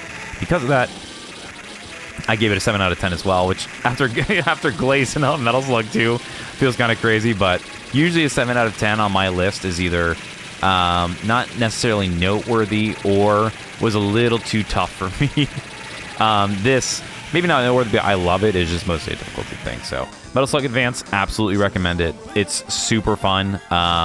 Just get ready to die a lot. All right, what you are looking at here, I would be surprised if you played this as a kid. I mean, maybe if you are a Japanese lad or were in a bit cooler part of the country than I am, you played this. But this is Mobile Suit Gundam Wing Endless Duel. I believe that is the proper name for this. This is for the Super Nintendo. It's pretty fun. It's just a very basic... I'll say maybe Street Fighter-esque PvP fighter, whatever we want to call it, fighting game per se. It has like an ammo system, kind of like what do you call it? Mobile Suit Gundam Battle Assault 2, which is like one of my favorite fighting games of all time, even though that is very much a Street Fighter clone. So you have like this rechargeable hit meter, and there's some, there's a couple of different moves. You have this lock-on system. It's actually pretty tight, all things considered. I love, as I've talked about a ton on the channel, Gundam games in general. I love the Mobile Suit Gundam series, and I love their fighting games, like Mobile Suit Gundam Versus. I absolutely love all the different variants of that. Gundam Breaker. This one, I wouldn't say is anything special to write home about. Basically, the playthrough for me was just playing through the arcade / the main story for a couple of characters. I think actually all the characters one time each. So nothing. It feels very much like I want to say almost a tighter version of Battle Assault 2. I like Battle Assault 2 because the Gundams have like a weightiness to them. This they feel very much more like a traditional fighting game fighter, if that makes any sense. They're a little bit, they move a little bit fast. They don't have that kind of like heavy duty movement that some of the other Gundam games have. But yeah, it's pretty cool. I wouldn't say it's particularly noteworthy. There's a few basic combos, a few basic special moves, and no really crazy mechanics, but it is a Gundam Wing fighting game, so it has like, all of the classics there. You've got Sandrock, you got Gundam Wing, you have Death Scythe, you have Tall Geese, Heavy Arms, etc. I gave it a 7.5 out of 10, just because it's nothing particularly crazy to write home about, but it is pretty fun, and it's actually not that hard, so that bumps up in the ratings for me. But yeah, if you haven't played it before, it's definitely worth, if you're into Gundam and you're into fighting games, it's an easy afternoon of fun. I would recommend it. Keeping with those retro vibes, we have another beat 'em up. You can see it's probably a very common theme. A lot of beat 'em ups, a lot of shoot 'em ups, a lot of fighting games, and a lot of running guns. I'm just a creature of habit. What can I say? This is Mother Russia Bleeds, a honestly phenomenal brawler beat 'em up, what have you, that came out, oh gosh, I want to say 7 or 8 years ago, something like that. I've had it for quite a minute. I got it for 99 cents on the Switch several years ago. It's published by Devolver. and it's great. It has a ton of really sick mechanics. It has interesting characters with different varieties.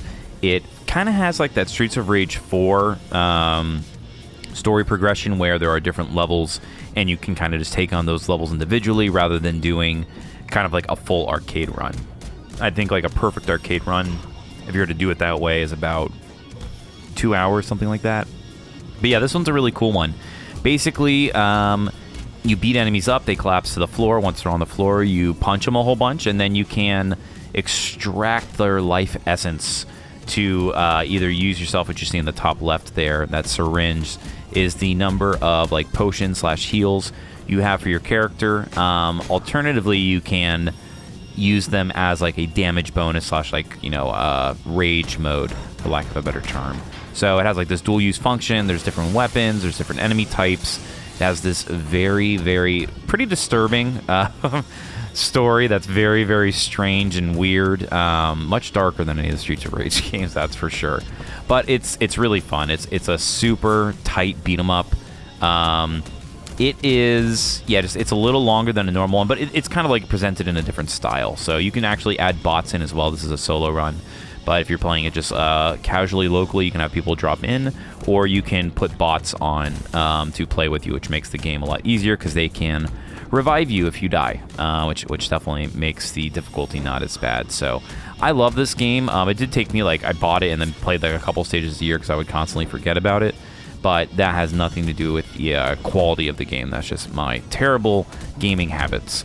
I would give Mother Russia Bleeds an 8 out of 10 just because it doesn't overstay its welcome. It has great gameplay mechanics, and yeah, you can play it as like a normal person without having to learn all of the crazy beat-em-up skills that you normally would need for this genre. But it's a sick game. Definitely check it out if you haven't. More beat-em-up goodness.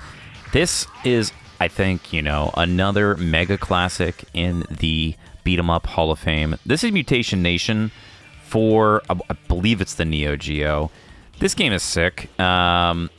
Just one of those when you like look, I don't know, for me, it's the strangest enemy, this four-arm dancing wasp lady. They don't make them like they used to. But yeah, this game is sick. It is not terribly difficult. It has like understandable mechanics. You have these like this power-up meters. You can see they're kind of using here to do different combos and things like that. And then you kind of have like your usable life meter. There's kind of just a traditional arcade beat 'em up. 5 or 6 stages, doesn't overstay its welcome, tight controls, and it doesn't really have like that Sengoku problem where it, at least for me, like it doesn't feel unfair. There's definitely some parts that are tough, but you can watch like 1cc playthroughs of this, and they're not, they don't deviate too far from one another, so you can kind of learn the different mechanics that the game has. But it has all these cool different stages. It just oozes 90s, you know what I mean? Like, I don't know. This is a great one. It's kind of up there. It's like Blade Master. I feel like just another classic of the beat 'em up genre. So yeah, I mean, if you haven't played Mutation Nation and you're into this type of stuff, hopefully you're finding a whole bunch of cool. I played a lot of beat 'em ups this year. That's what I'm definitely realizing as we go along this list. But I love these types of games because they're easy session games. You just sit down. You know what I mean? You may have to save state a lot, but you know what I mean? Nobody's looking. Nobody's going to care. For me, it's just about punching some baddies and moving on with my life. You'll definitely get that out of this game. I gave Mutation Nation a 7.5 out of 10. It's not too difficult. It does exactly what it means to. It's right in that era, but it plays good and it still holds up today. I don't know what to say. If you haven't heard of this and this is your first time seeing it, go check this out. You will have fun. It's just a good one to play. More of the arcade goodness. The next game that I beat in 2025, and I hope I pronounce this right, I've been practicing all week, is Mushe. I already screwed up. Mushe Hime-sama. I think that's how you say it. Mushe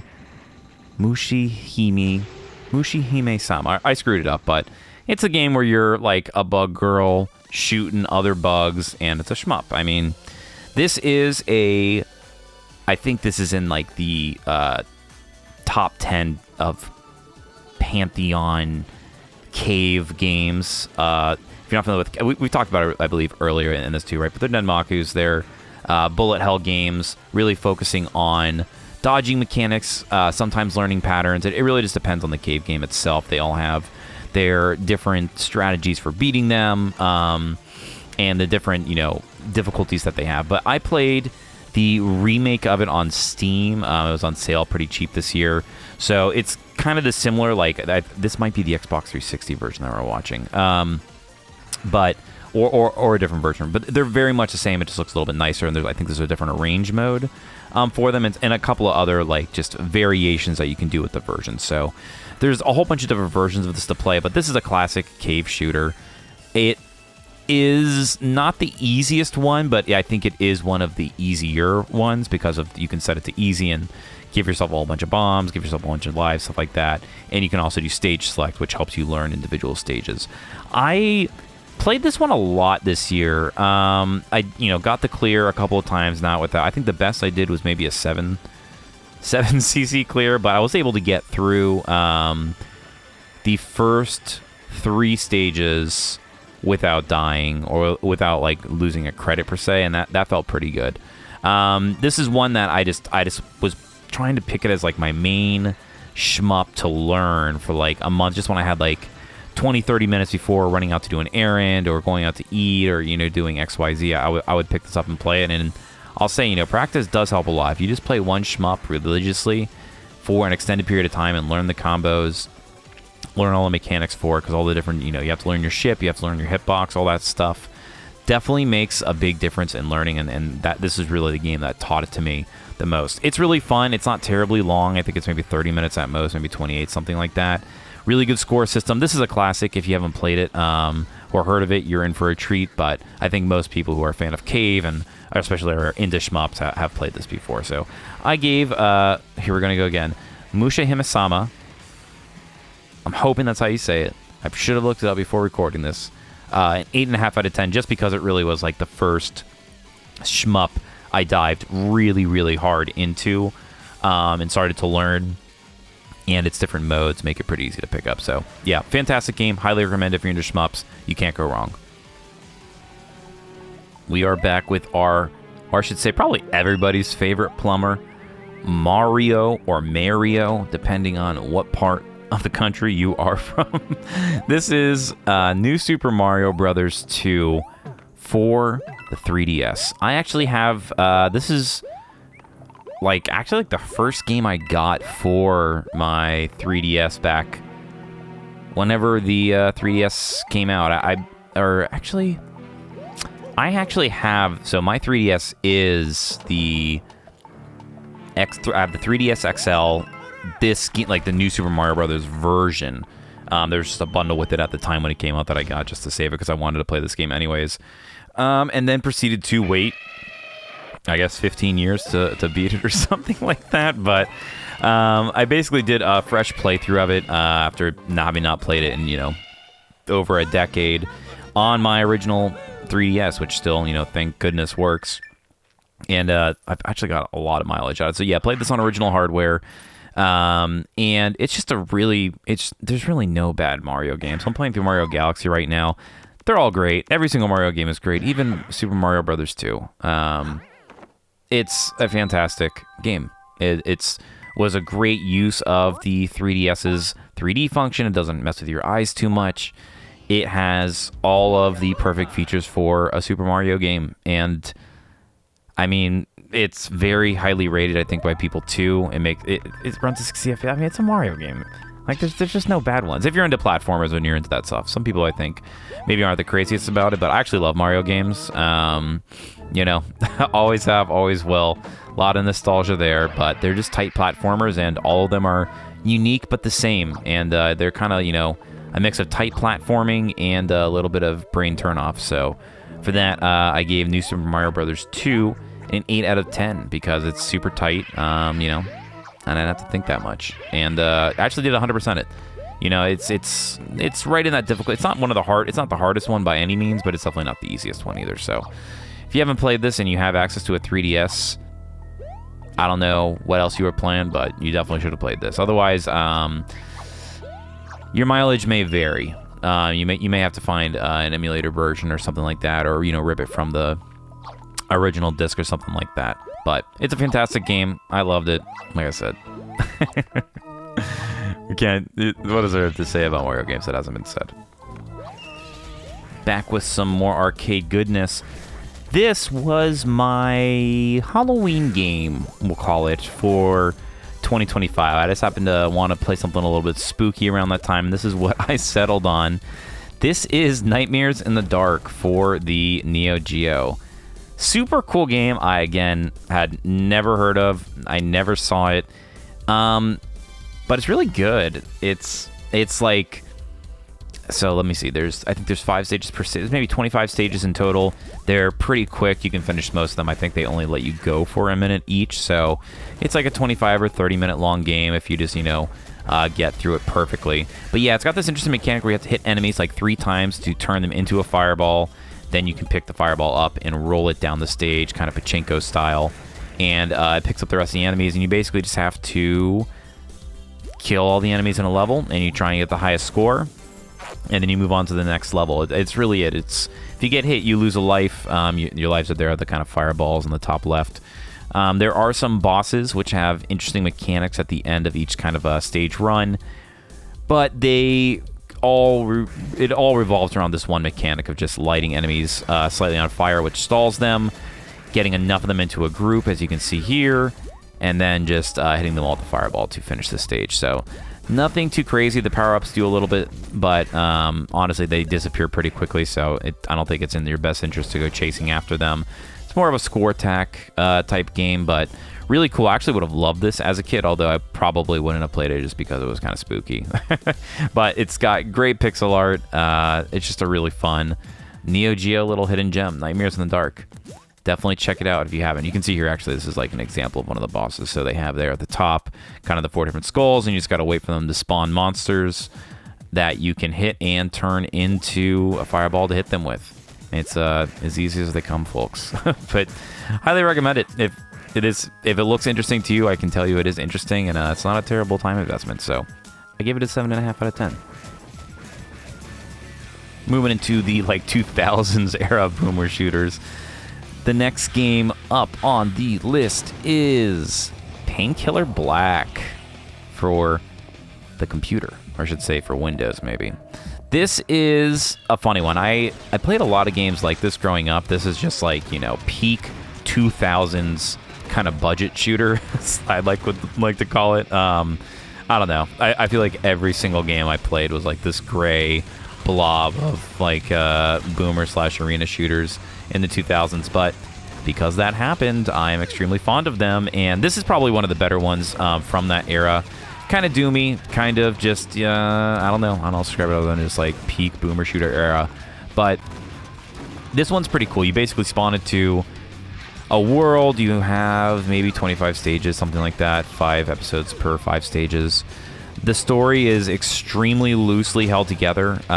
This is like the best version. This is why I played it, because there's Hell and Damnation, which is a remake of this game, but it doesn't hit the same vibes. It has less levels, less weapons, all that type of stuff. So a lot of people say, just play Painkiller Black. I played this for the most part on my Steam Deck, which took me a while to kind of get set up and figured out, but once I did, it played mostly well until I got to a part where it continued to soft lock me, and then I had to transfer my save back to the PC because it's kind of out of the range for cloud syncing, and then finished up on the computer, which was still a little bit janky. So as it's a bit of an old, I think this is People Can Fly was a studio that made this.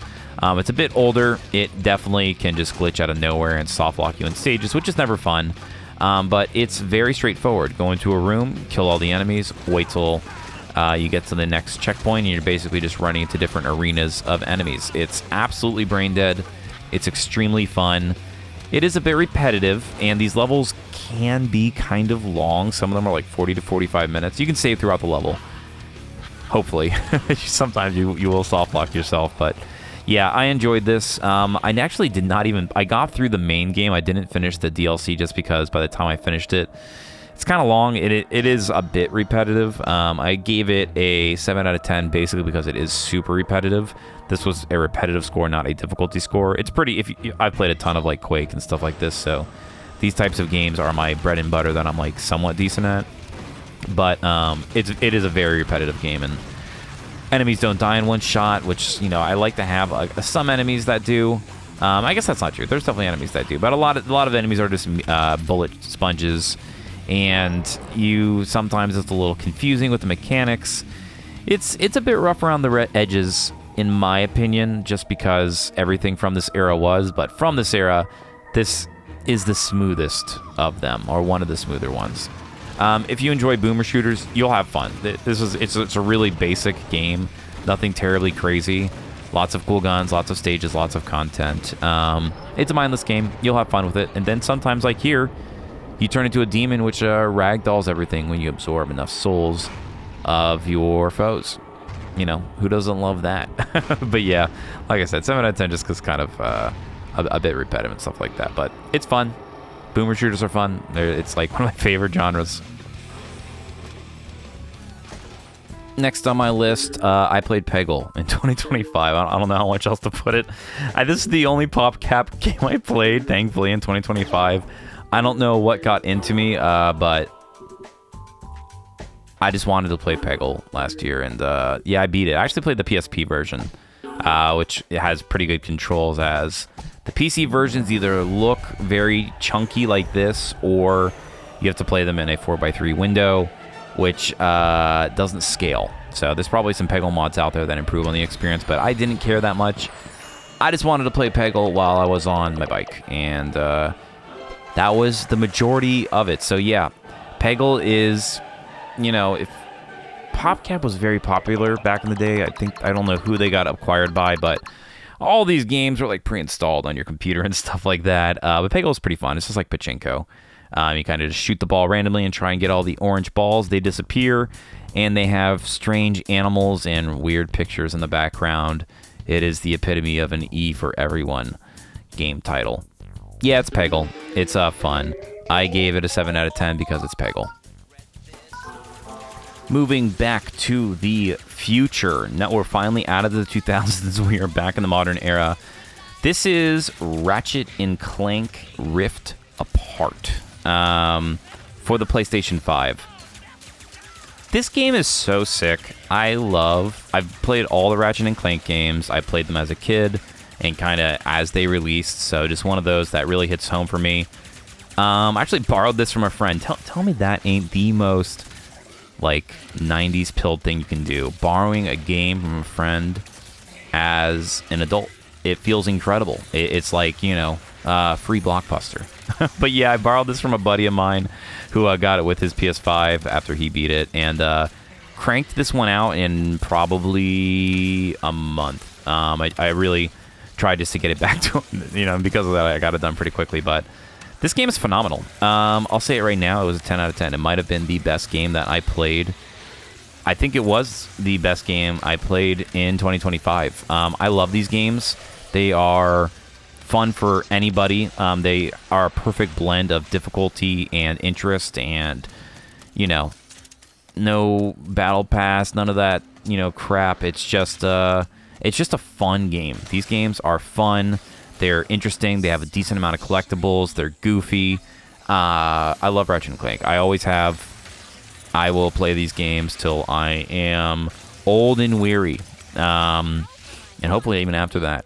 But yeah, this game's great. You travel to a whole bunch of different worlds. It feels exactly like Up Your Arsenal or Going Commando, to me at least. It's actually a bit better in a lot of ways, in my opinion, but it's a great game. It's one of the best Ratchet and Clanks, I think, that have been made.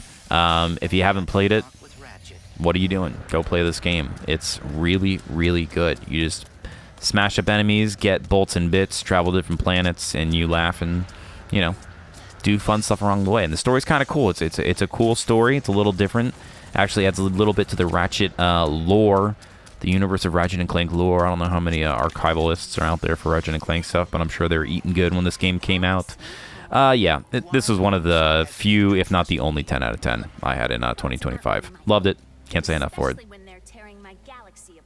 And on a bit more of a serious tone, the next game I played was Resident Evil 8 Village. This game is awesome. I love Resident Evil, as I have talked about a ton on the channel.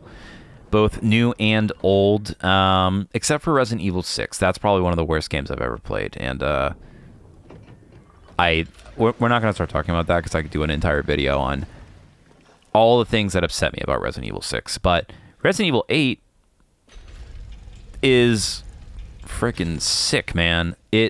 I loved Resident Evil 7. I actually played Resident Evil 8, so this version we're watching is in first person. I actually played it with the third person mod. If you have like the gold edition or whatever, you can play in third person, which is definitely the way that I like to play Resident Evils. As I don't know, that's just Resident Evils are third person tank control games to me, but it plays more like RE4, RE5, where you're over the shoulder.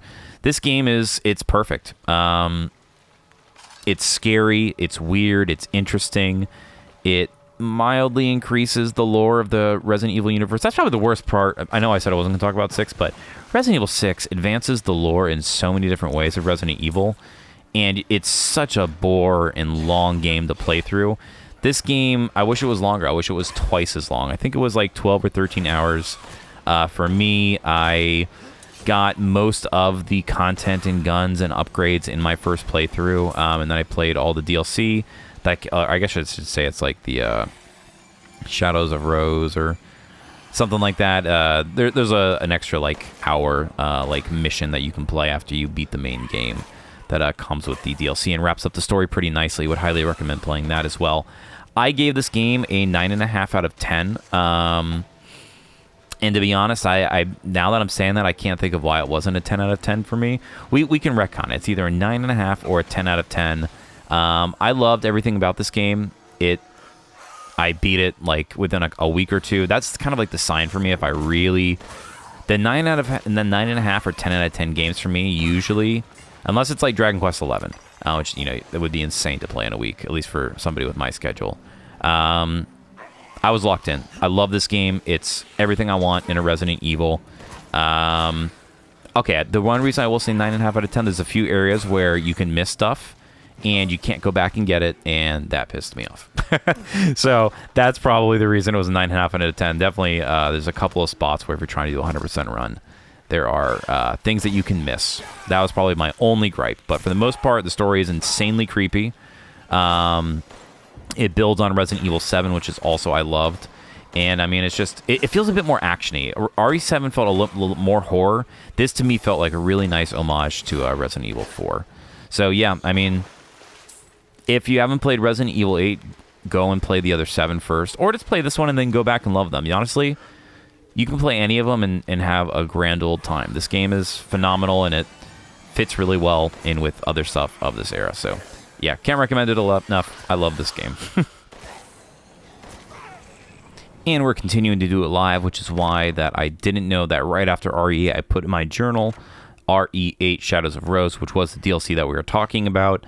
I won't spend a lot of time here. This is just the expansion where you get to play as Rose, one of the characters in the original game, and you get to learn a little bit more about their story.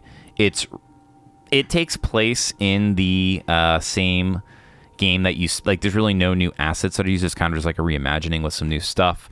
So I gave it an 8 out of 10 just because of that reason. It doesn't really add anything to the game. It just has some extra cutscenes, and it ties it up nicely, and I wanted to play more RE8, so I was glad that I had it. But yeah, Shadows of Rose is a great DLC, especially if you have the gold edition or whatever it is of the game. All right, now raise your hand if A, you know what this game is, / B, if you played it. This is Resident Evil Gaiden for the Game Boy Color, which I had never heard of. I never saw, had no idea it existed, and then just looking through Resident Evil stuff on the internet, I saw this existed and had to play it. I really like this game. I don't know how else to put it. It's not great, but it delivers the Resident Evil experience for the Game Boy Color. Like, I played a lot of Game Boy Color stuff, and honestly, this game, like, I feel like it maximized its potential. There's really not a lot you can do with the Game Boy Color in terms of trying to represent something that is like Resident Evil, that's like survival horror and stuff like it, but It's really good. I will say the music is awful. It is mostly just this one square wave moving in an arpeggiator. The sound effects are kind of intense. But I like the pixel art. I like the animations. There's Barry, man, looking intense. The guy on the left looking like he's out of Papers, Please or something like that. But yeah, it's cool. It's like this little side story. I mean, that's what Gaiden means. It means like side story. In the Resident Evil universe, kind of between maybe Resident Evil 2 and 4, something like that.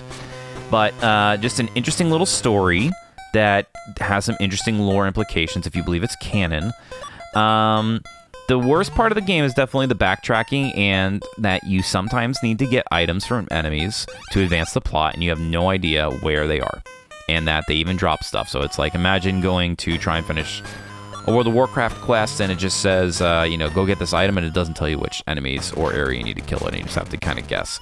That's the worst part of this game. There are some parts that are kind of hard and the backtracking is not ideal. Things do respawn in typical Resident Evil fashion, but if you can kind of figure it out. It helps to have a guide, I'll say that, but playing with just like some subtle guidance and stuff like that, it's pretty cool. If you're into RE and you like to kind of play through the gamut of all the different games that are released, this it's nice and short. It's maybe 2 or 3 hours. And it holds up well. It does hold up well, although there are parts that are annoying. So I gave it a 7 out of 10 basically because of all of the backtracking and the terrible music. But it's a cool game. I would recommend it if you are into like certain series. I play all of the games. Resident Evil is one of them. So if you haven't played it, it's pretty fun. Just be ready for some annoying parts. We are digging deep on this one. This is, I'm going to try and get this right as well, SD Gundam Psycho Salamander no Kiwoi something. We'll just say SD Gundam Psycho Salamander. This is honestly a super hard Gundam game. You can play it on MAME. It's an old arcade game, but it's pretty sick. I really like SD Gundam is one of those. If you don't know what SD Gundam is, it's like Chibi Gundam. SD actually stands for Super Deformed. If you didn't know that, today you learned. But yeah, it's just like Chibi Gundam. They have a lot of the same Gundams from the mainline series. There's a lot of different like Battle Alliance is actually a really sick SD series. The main animated show itself is kind of cheesy. I watched it a lot as a kid, even then I felt kind of weird about it. But SD Gundam itself, they're kind of cool. But this game is actually pretty sick. It is a side-scrolling shoot-'em-up, has a variety of different stages. It's kind of long. It's like an hour or so. The main thing is, boy, I feel like this game was designed to bankrupt Japanese citizens. If I had to make any guesses, because I couldn't even tell you how many credits I needed to clear this. It had to have been like 80. I died at every possible instance. It very well could be because I didn't understand the mechanics super well. I don't know how this person is controlling these funnels like that, so maybe I was definitely missing something. This game, though, you definitely suffer when you die, and then when you reload, they always give you a sick weapon. You have a shield and stuff like that, but I just found it very hard. And I don't know. Whenever I'm going back and finding footage of other people playing in 1ccs, I'm always like, oh, I guess I just suck. As you can see, yeah, it's not localized, but it is internationalized, so mostly English, but you're definitely going to get like Spanish. Spanish, oh my goodness, that would be crazy. Japanese menus and stuff like that. There's definitely, there's definitely a strategy to this game. I could not figure it out in my short time with it, but I do like Gundam, and it is pretty fun. It's just very hard. So I gave it a 7 out of 10. If I could have figured out the strategy a bit better, it would have been higher, because it is like a pretty cool arcade Gundam game. But yeah, if you're like me, you'll probably just suffer. So yeah, 7 out of 10, Psycho Salamander. I'd recommend it, though, if you're into Gundam and side-scrolling shoot-'em-ups, you'll have fun. Going to some more Sega-themed games. We have Sonic Advance 2 for the Game Boy Advanced. This game's really fun. I really like all the Sonic Advance games. Sonic, I have a complicated relationship with Sonic. Sonic the Hedgehog for the Sega Genesis was the first video game that I ever played. It was the first console that I owned. And it's like my earliest memories of it, but I fully understand that Sonic it's complicated for some people. You want to go fast, but you then sometimes have to go slow to go fast. It doesn't have the, I don't know, it doesn't have that je ne sais quoi for me, like Mario does, where all the mechanics seem to line up together. But I still love Sonic. I still love Sonic games. And Sonic Advance, the entire series, 1, 2, and 3 are really good. I beat Sonic Advance 1 last year, wanted to play through 1 this year. It's not terribly hard. Some of the stages are a pain in the butt. The bosses can be a little bit of a pain in the butt, but it's a pretty good game. It fits the GBA perfectly. You have like 8 or 9 different stages. You can play with different characters and stuff like that. And there's always ends with the boss rush. Pretty cool soundtrack. I love this like jungle sound for this. But this boss is kind of a pain in the butt. That hand, I'll tell you what, he is a monster. But great game. If you're into Sonic or just really good GBA games, I would recommend it. It's definitely one of the better Sonic games, especially of that era. This really was the year of beat-em-ups for me, 2025. I played so many of them, and I'll tell you what, 2026 is starting out very the same. This is Spike Out Final Edition. I have a full play of it on my channel. Definitely not the best, but we get through the game. You know, I wouldn't say it's as bad as my Metal Slug credit feeding, but this game is one of the best beat-em-ups of all time. It was for the Sega Model 3, old school arcade game. I played it a couple times. I don't even know where to tell you, but I have some fond memories of playing this back in the day, and then recently rediscovered it and decided to give it a playthrough. It's peak. It's absolutely peak 3D beat-em-up. It's got this interesting charge system where, like, you're kind of button mashing, but you're holding the charge button, and then you can let go to perform different combos. There's 4 different characters. There's different paths you can take. It's a really, really, really good 3D beat 'em up, and I feel like there's a lot less of those than there are really, really good 2D beat 'em ups. There's mechanics you can learn to really make the game go smoothly. It has, it's just, a very ridiculous story of you trying to to track down this guy who came to beat you up in your house and stuff like that. I don't know. It's peak Sega for me. This is one of my favorite beat 'em ups, and yeah, I think you can play through the entire thing in like one of the Yakuza games. I could totally be wrong there, but there are definitely ways to play it nowadays. It runs about an hour and a half. You can credit feed if you need to, but it's super tight. It's got some cool fighting game style controls. You'll have a blast with it. This is like one of the best. I don't know. Everything is right in this game. The pacing, the feel of the hits, the enemy variety, the stage variety. Yeah, Spike Out Final Edition. If you're looking for the sickest beat 'em up ever, definitely play through it, and then go. You can go on SpockPlays channel and you can watch through a mediocre long play with some commentary. Yeah, you can go do that too. Back in the age of boomer shoot. Actually, no, I shouldn't even say that. This is already starting out rough. This is Sprawl. It's a semi-recent release. It came out within the last 5 years or so. This is one you can regularly get it for $7. I think I got it. Yeah, I think it's 20 at most, but it is a love letter to. It's actually more of a love letter to Doom 2016, but it's, in that kind of boomer shooter revival era.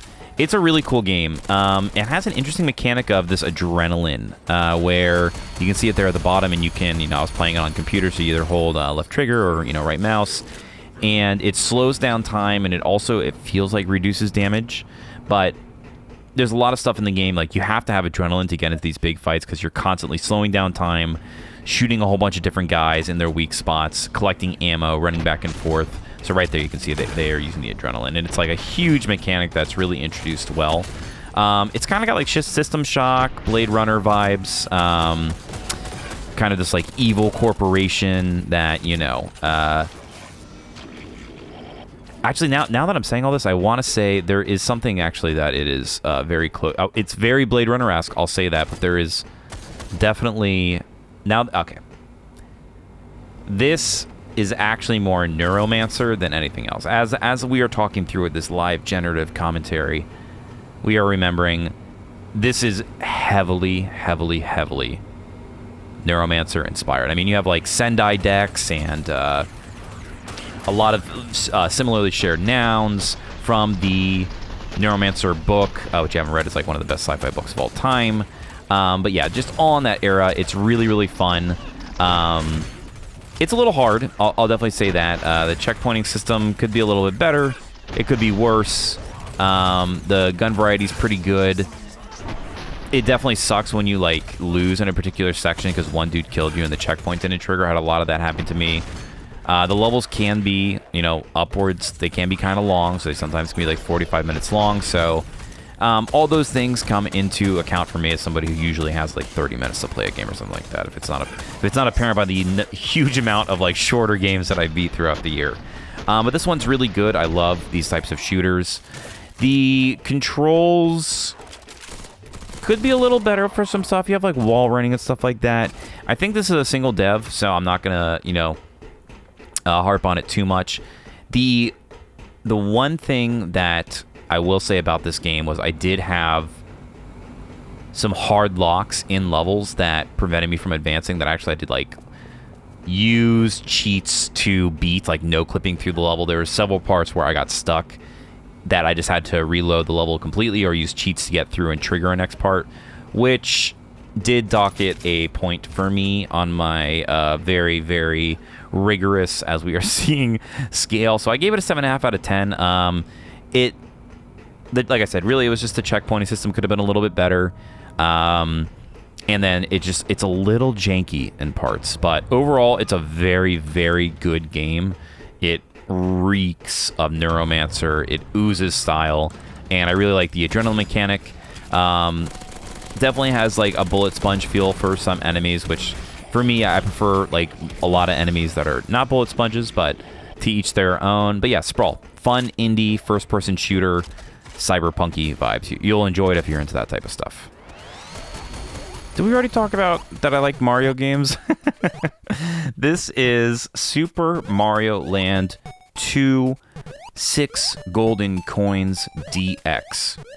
Originally for the Game Boy, this is a ROM hack that colorizes it for the Game Boy Color, which I think that's all it does. There may actually be other quality of life fixes, but the only reason is I had this game as a kid for the original Game Boy, or my cousin did, and he let me borrow it / I stole it from him. I don't know, whatever 5-year-olds do.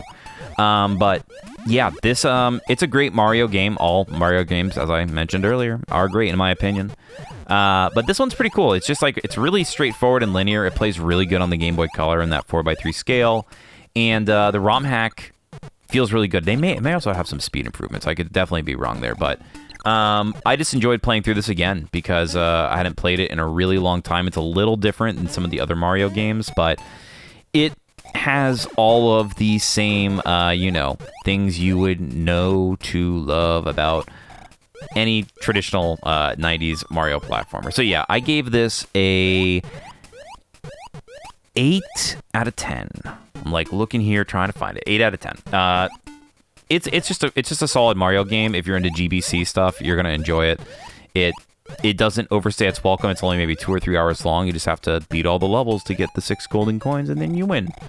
As Mario always does. But yeah, it's Mario. You know what to expect. This is a good one, and the ROM hack makes it a little bit better, in my opinion.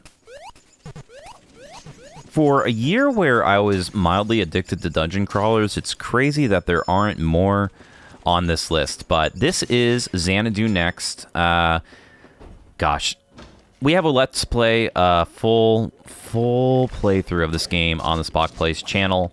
And I will say, the only reason I'm not using for some of these videos my own footage is that I'm talking over it, and I wanted to have the soundtrack / effects in the game in the background as we're going. So yeah, if you want to see a full playthrough of this game, definitely check it out on the SpockPlays channel, and it's in 2K, so it's upscaled and all that goodness.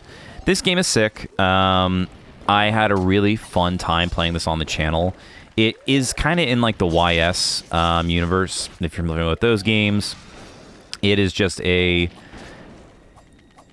cool little game. I don't really know how to like put it otherwise. I got it on GOG kind of on a whim during one of their sales, just trying to find some cool dungeon crawlers. I had never heard of this before. I like YS games. And yeah, it's It's cool. It's just like a very, very straightforward RPG, maybe like 16 to 18 hours. Not terribly complicated. There's a couple confusing parts. It doesn't have any crazy crafting systems like that. It's just a straightforward hack and slash dungeon crawler with a cool story. It's nothing to write home about, but it does the job. It has some cool skills. Doesn't really give you a lot of options for different builds. You're just kind of a warrior. But there's secrets that are a pain in the butt. There's stats to level up. It does the whole thing. This game, now I'm thinking about it, I think it was also for the N-Gage. Sony Ericsson or Nokia N-Gage. Go look it up if you haven't seen it. That was what we thought the future was in 2005 or 2006, that phones were also going to be consoles. And boy, were we right and wrong in completely different ways. But yeah, that version is absolutely unplayable. Thank goodness that they have a PC port that is pretty solid and you can play fully upscaled in today's day and age. But yeah, fun little RPG. Nothing crazy to write home about. I gave it an 8 out of 10. I enjoyed it a lot playing through it. It doesn't break the mold or anything like that, but I don't know. There's actually not a lot of games like this nowadays, like Fate and stuff like that. There was a ton back in the day, but if it hit me during the right nostalgia run, then it got a higher rating, and this was the case here. If you're into dungeon crawlers, you're into retro games for the PC, check it out. You won't be disappointed. And the last game on my list of games that I beat in 2025 is Xevious. I believe for the NES. This game is a bit iconic in terms of the shmup genre. It's like one of the earliest shmups, I think, for like home consoles. A lot of people really like this, and it was just like a very genre-defining game when it came out. I will say, I played this game kind of midsummer in 2025, and while I understood where it came from, this unfortunately was my lowest rated game of the year. I gave it a 5 out of 10, which seems extremely harsh after, risen it up a little bit at the beginning here, but it, to me, it just didn't age well. It is just a score attack. The game loops after about 15 minutes. If you die, you go back to the very beginning of your run. It's very unforgiving in that manner. It has parts that are very annoying. It's very much like it helps to learn memorization for the game, but it's just very basic, and I don't know. The 5 out of 10 rating is like, I beat it in about 30 minutes, and I wouldn't recommend it to anybody, and it didn't really wow me. Like, I understand it's a very impressive game for its era, but like, there's a lot of, impressive stuff for the Atari, 7600, the Intellivision that, historically significant, but not super interesting to me, and that's kind of how this felt, although this would blow any Atari game out of the water. Yeah, it's just, now that I'm watching, I feel like maybe there were some mechanics that I missed, because I feel like there definitely was stuff that I missed when I played through this. Even though I did read the manual, I swear, I promise. Yeah, Xevious, it's a classic game. It just, it's kind of boring. There's just too many shmups nowadays. It's just not one that I would recommend in general. But hey, it's one of those that is important to play if you're into shmups. I just don't think it goes very far for what it gets to. So yeah, not my favorite game of the year. If you're into shmups, I don't necessarily think it's worth your time, which feels rough to say because it is a legendary game, but that's just my opinion. If you love this game, I'm happy for you, and I hope maybe one day that I can learn to like it more, but I probably won't be revisiting it. So yeah, Xevious, 5 out of 10. Not sure how I feel about it, but it is a cool game, and it did, a lot for this era of games when it came out. All right, well, we are at the end of it. Thanks for sticking through this long one with me, y'all. I thought this would be a short video to record, and then forgot that I can yap till the cows come home about video games, especially things that I'm passionate about. So yeah, 47, 48 games this year, something like that. There might have been one or two in there that shouldn't have been in there. But yeah, this is basically a summary of everything that I beat to completion in 2025. What's even crazier to say is that if I include all the games I played, it probably would be twice this size because I play so many things and just don't either finish them or get too far in them. But these are the ones that I at least got some sort of clear or satisfaction beating. What are the games that you played in 2025? I know by the time this comes out, it's probably close to March. It takes me forever to make longer form videos. We have to do a little bit of editing, but I just, I'm passionate about the stuff, so I thought we would throw it out there and generate, just a list for. I love watching just long plays or long reads rather of people discussing the things that they played over a certain year, and hopefully you found something new that you may enjoy. If I gave a game, a high number, that just means I enjoyed it more. If I give it a low number, it means I didn't enjoy it as much. So hopefully there's some stuff in here to take home and try yourself. As always, if you enjoyed today's content, liking, commenting, subscribing, and or sharing the video helps the algorithm a great deal, and I appreciate it as well. This has been SpockPlays with a review of all the games that I beat in 2025. Thanks for watching, y'all. I'll see you next time.